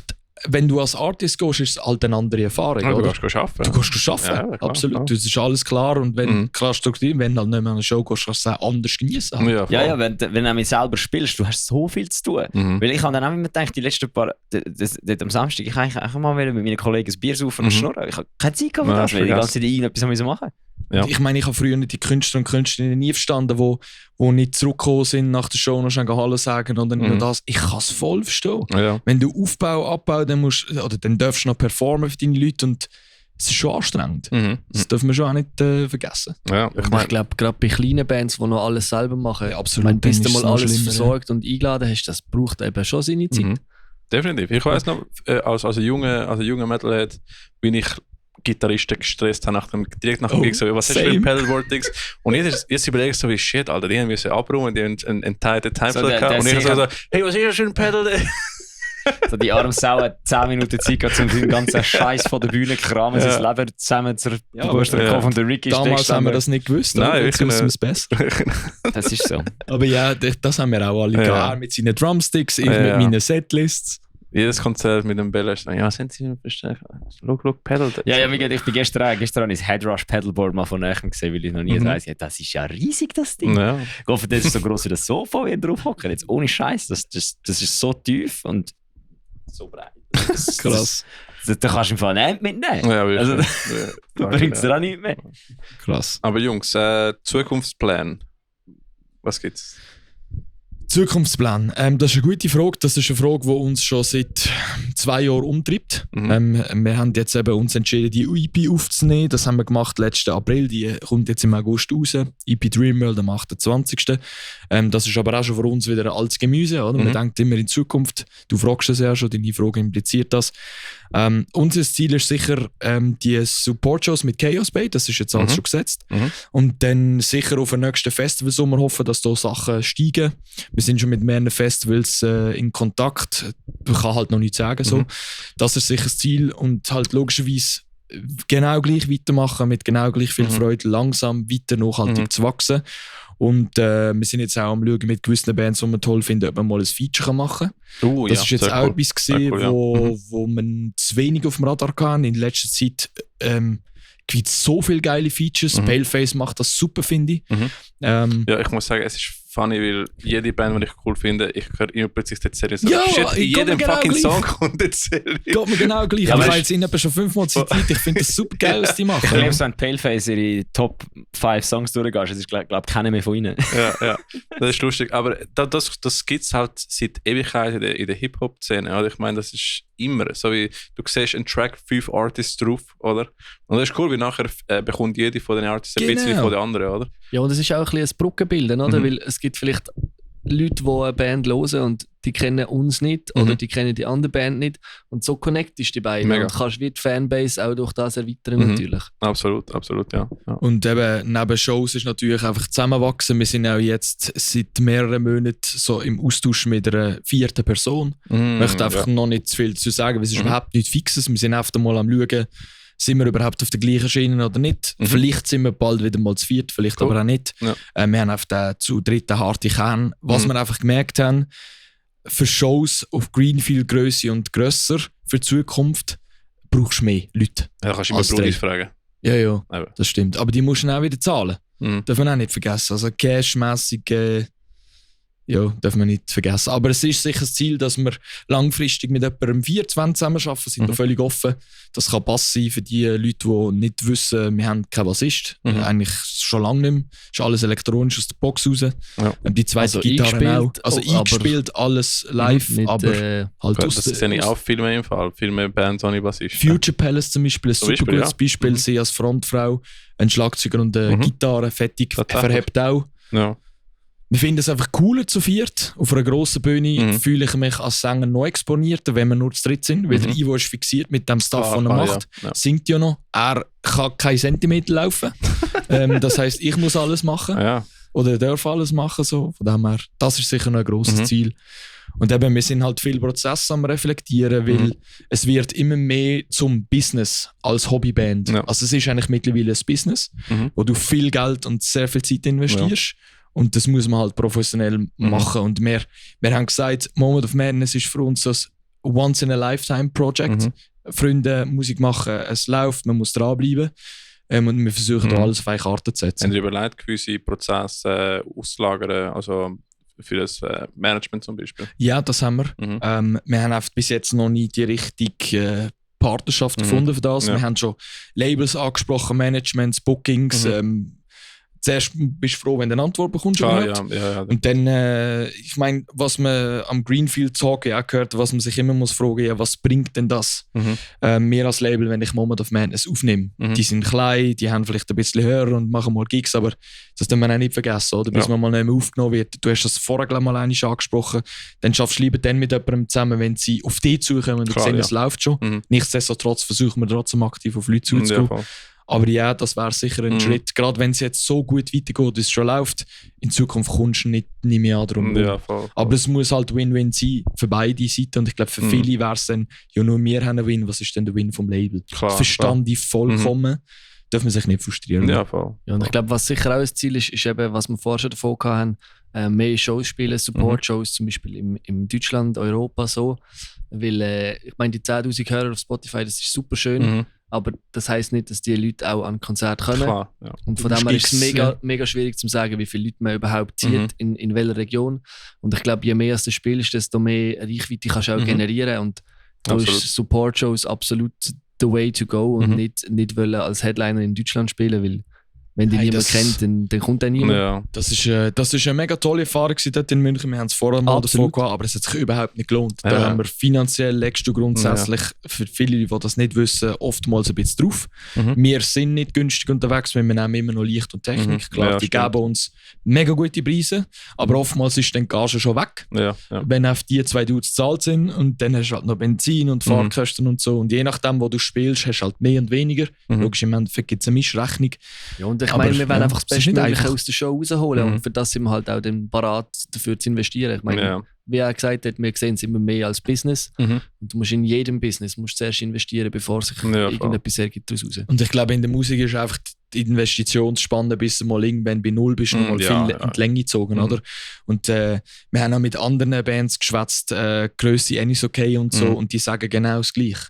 Die haben vielleicht oft mehr Einnahmen, aber die haben auch wieder grössere Ausgaben. Genau, sie investieren alles zurück. Das alles zurück investiert. Oder als ich in Straßburg war, letzte Woche habe ich mit dem Gitarrist von Era kurz geschwätzt. Ich habe gefragt, hey, darf ich schnell etwas fragen? Dann haben wir über das gehabt. Und er hat gesagt, ja, jetzt ein Investment. Habe ich mega interessant gefunden. Oder? Auch die, denkst die sind mega gross, aber es ist genau das Gleiche, einfach ein bisschen höher skaliert. Oder? Ja. Und das ist mega schön. Und ich meine, wenn wir noch ein bisschen über Geld reden wollen, wir sind da sehr offen und das ist auch mal eine Chance, um das ein bisschen zu zeigen. Meine Musik ist mittlerweile teuer, wenn du das professionell willst machen. Musikvideos, das Geld zahlen wir gerne, aber über die letzten 3 Jahre haben wir fast 50'000 Stutz investiert in das Ganze. Alles. Musikproduktion, Video, Technik, Gigs, alles. Und das ist ein rechter Batzen. So, und dann, klar, bist du froh, wenn du mal ein T-Shirt verkaufst und so. Und mega dankbar für alles, aber im Endeffekt Streams geben wenig Geld und du legst eigentlich immer drauf. Und ich glaube, mit dem muss man sich grundsätzlich einfach mal anfreunden. Ja, voll. Mit Merch kannst du am besten supporten. Genau, Merch kannst du am besten supporten und wir legen auch sehr gerne drauf, weil es ist unser Herzprojekt. Aber ich glaube, wenn du jetzt als Musiker frisch anfängst, das musst du zuerst einfach alles, das ist alles ein Lernprozess. Ja, also entweder lernst du alles selber zu machen oder eben gewisse Sachen musst du zahlen, oder? Das ist so. Und möchten wir auch. Ja. Weil wir sind auch nicht die sagen, hey, du machst Licht, aber mach alles gratis. Das geht halt nicht. Und ich glaube, der Sound, den ihr macht, braucht schon ein bisschen einen Polish. In dem Sinne, Videoclips müssen wirklich top aussehen. Sound muss auch so sein. Du kannst schon für eine Punkband oder Hardcore-Band halt ein bisschen anders machen. Du kannst schon Low-Budget-Zeugs machen. Das ist völlig okay. Es muss halt zum Sound irgendwie passen. Genau, weil ich denke, das sehe ich halt auch, wenn ich in dieser Szene unterwegs bin. So viele Bands machen mega hohe Standards und wenn wir nicht mehr anwenden, dann müssen wir das mindestens auch so machen. Und das braucht halt Geld. Ja, ist klar. Ja, ist so. Also, wisst ihr, kauft mal ein Shirt an einer Show, oder? Und die müssen auch nicht, wenn ihr eine Band macht, so viel Geld investieren. Das ist auf uns das Projekt bezogen. Das ist auch kein Richtwert. Ja. Das kann jeder und jede selber entscheiden. Aber einfach, um mal eine kleine Idee geben. So. Ja, es kann recht teuer werden. Ist so. Ja, wenn du es auf ein professionelles Level holen. Genau, und das versuchen wir. Oder? Wir finden auch, sonst können wir es einlassen, weil wir sind aus unserer Sicht einfach schon zu weit aus dem Hobbybereich ins Professionelle über. Das heisst gar nicht, dass wir gross sind oder so, aber the way we work. Ja, oder? Genau, das ist dann, es. Dann kannst du nicht mehr zurück, dann kannst du es einlassen. Das geht ja eben, es ist ja nicht die Grösse der Band, es ist, wie ihr dran angeht. Ja, und es kommt immer darauf an, was du dahin willst. Ja. Genau. Also ich meine, es gibt andere Bands, die sagen, hey, das ist voll okay, wir machen ein bisschen unsere Sounds, wir machen ein bisschen Musik, wir releasen das und spielen ein paar kleine Shows, das ist voll okay. Also wir verurteilen das überhaupt nicht. Wir haben einfach andere Ziele. Klar. Und ich glaube, ihr habt schon einen Prozess so definiert, dass es ziemlich einfach ist, nachher später zu skalieren. Habe ich das Gefühl. So wie ihr alles aufgebaut habt, oder? Ich kann oder gewisse Prozesse eben nachher auswärts verlagern. Oder sei es Booking, sei es Management, die sind schon recht klar definiert. Ich glaube, ihr handelt es wirklich wie ein Business, oder? Also organisatorisch gesehen sehr professionell. Und eben, wenn du halt so Shows spielst wie Greenfield oder Imperken, Greenfield Ledger, Imperken das und du siehst einfach, es verhebt. Es funktioniert gegen aussen, gegen innen. Dann weißt du, hast eine Sicherheit, hey, das, was du machst, kann nicht so falsch sein. Jetzt müssen wir einfach weitermachen. Ja, voll. Was würdet ihr, sagen wir, einen jungen 17-jährigen Musiker als Tipp geben? Als Abschiedstipp von der Erfolg, wenn du heute eine Band müsstest anfangen? Ich glaube, etwas vom Wichtigsten ist, dass alle in der Band die gleichen Ziele haben. Weil ich glaube, sonst gibt es schnell Konflikt. Ja, und dann halt Gas geben, das machen, was einem Spass macht. Und ja, ich glaube, das ist der Key. Absolut. Ich glaube, an mein früheres Ich würde ich sagen, trinke weniger, mach mehr Musik. Überleg dir, wo du hin willst. So haben wir alle gestartet, das kenne ich von ganz vielen Bands. Ehrlich zu sich selbst sein, seine Bedürfnisse kommunizieren. Ich glaube, Kommunikation ist bei uns wichtiger denn je. Weil wir älter werden, das Leben verändert sich. Wenn man jung ist, ist das noch nicht so wichtig. Seinem eigenen Style treu bleiben und vor allem einfach seinen eigenen Sound irgendwo finden. Vielleicht etwas Einzigartiges sein, weil das halt musst haben. Nicht einfach jemand anderes kopieren. Genau, das kannst du zu Anfang an, zum mal schauen, kannst du das überhaupt? Das haben wir ja haben alle Influencers, alle haben mal eine Band kopiert, ja. Genau. So, einfach fokussiert bleiben und sich vor allem einfach Zeit geben. Wir sind jetzt im 9. Jahr. Zeit. Braucht Zeit. Ja, es braucht ein bisschen Zeit und es braucht manchmal auch ein bisschen Glück. Zeit, Glück, richtiger Moment. Nächstes Jahr euer Zente dann fahren. Nochmal? Nächstes Jahr habt ihr euer Zente. Genau, ja. Geil. Yes. Nicht als Moment of Madness, aber, aber als Band Musik machen. Ja, genau. Wie jetzt nochmal geheißen? Underrated Suffering. Underrated Suffering. Findest du aber leider nicht. Vielleicht findest du noch so lustige Bilder. Darf auch sein. Das ist geil. Ein guter Name. Ja, voll. Ich gründe jetzt eine Punkband, die so heißt. Nein, Abfahrt.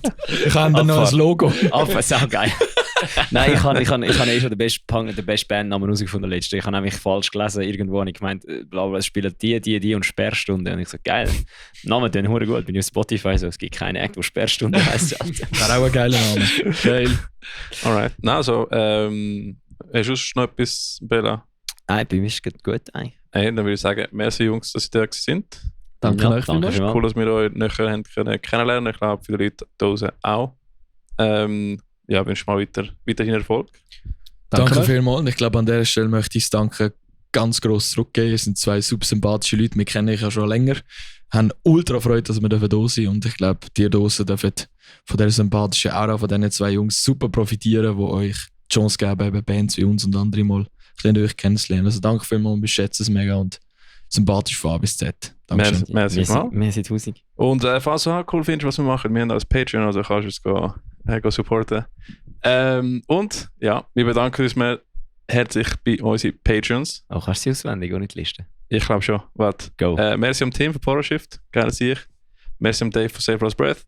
Merci am Luki von der Kate Effect, glauben wir, er hat es noch nicht bestätigt. Dann merci am Mike von Her Name Was Claire. Nicola von People Light the Fair. Und fuck, ich habe den Namen vergessen. Am Leni von Open Grönichen. Das nenne ich Commitment und Dankbarkeit. Geiler Typ. Merci mal für euren Support. Man sieht sich nächstes Mal. Ciao zusammen. Tschüss, Liebling, wie gesagt. Ciao, ciao.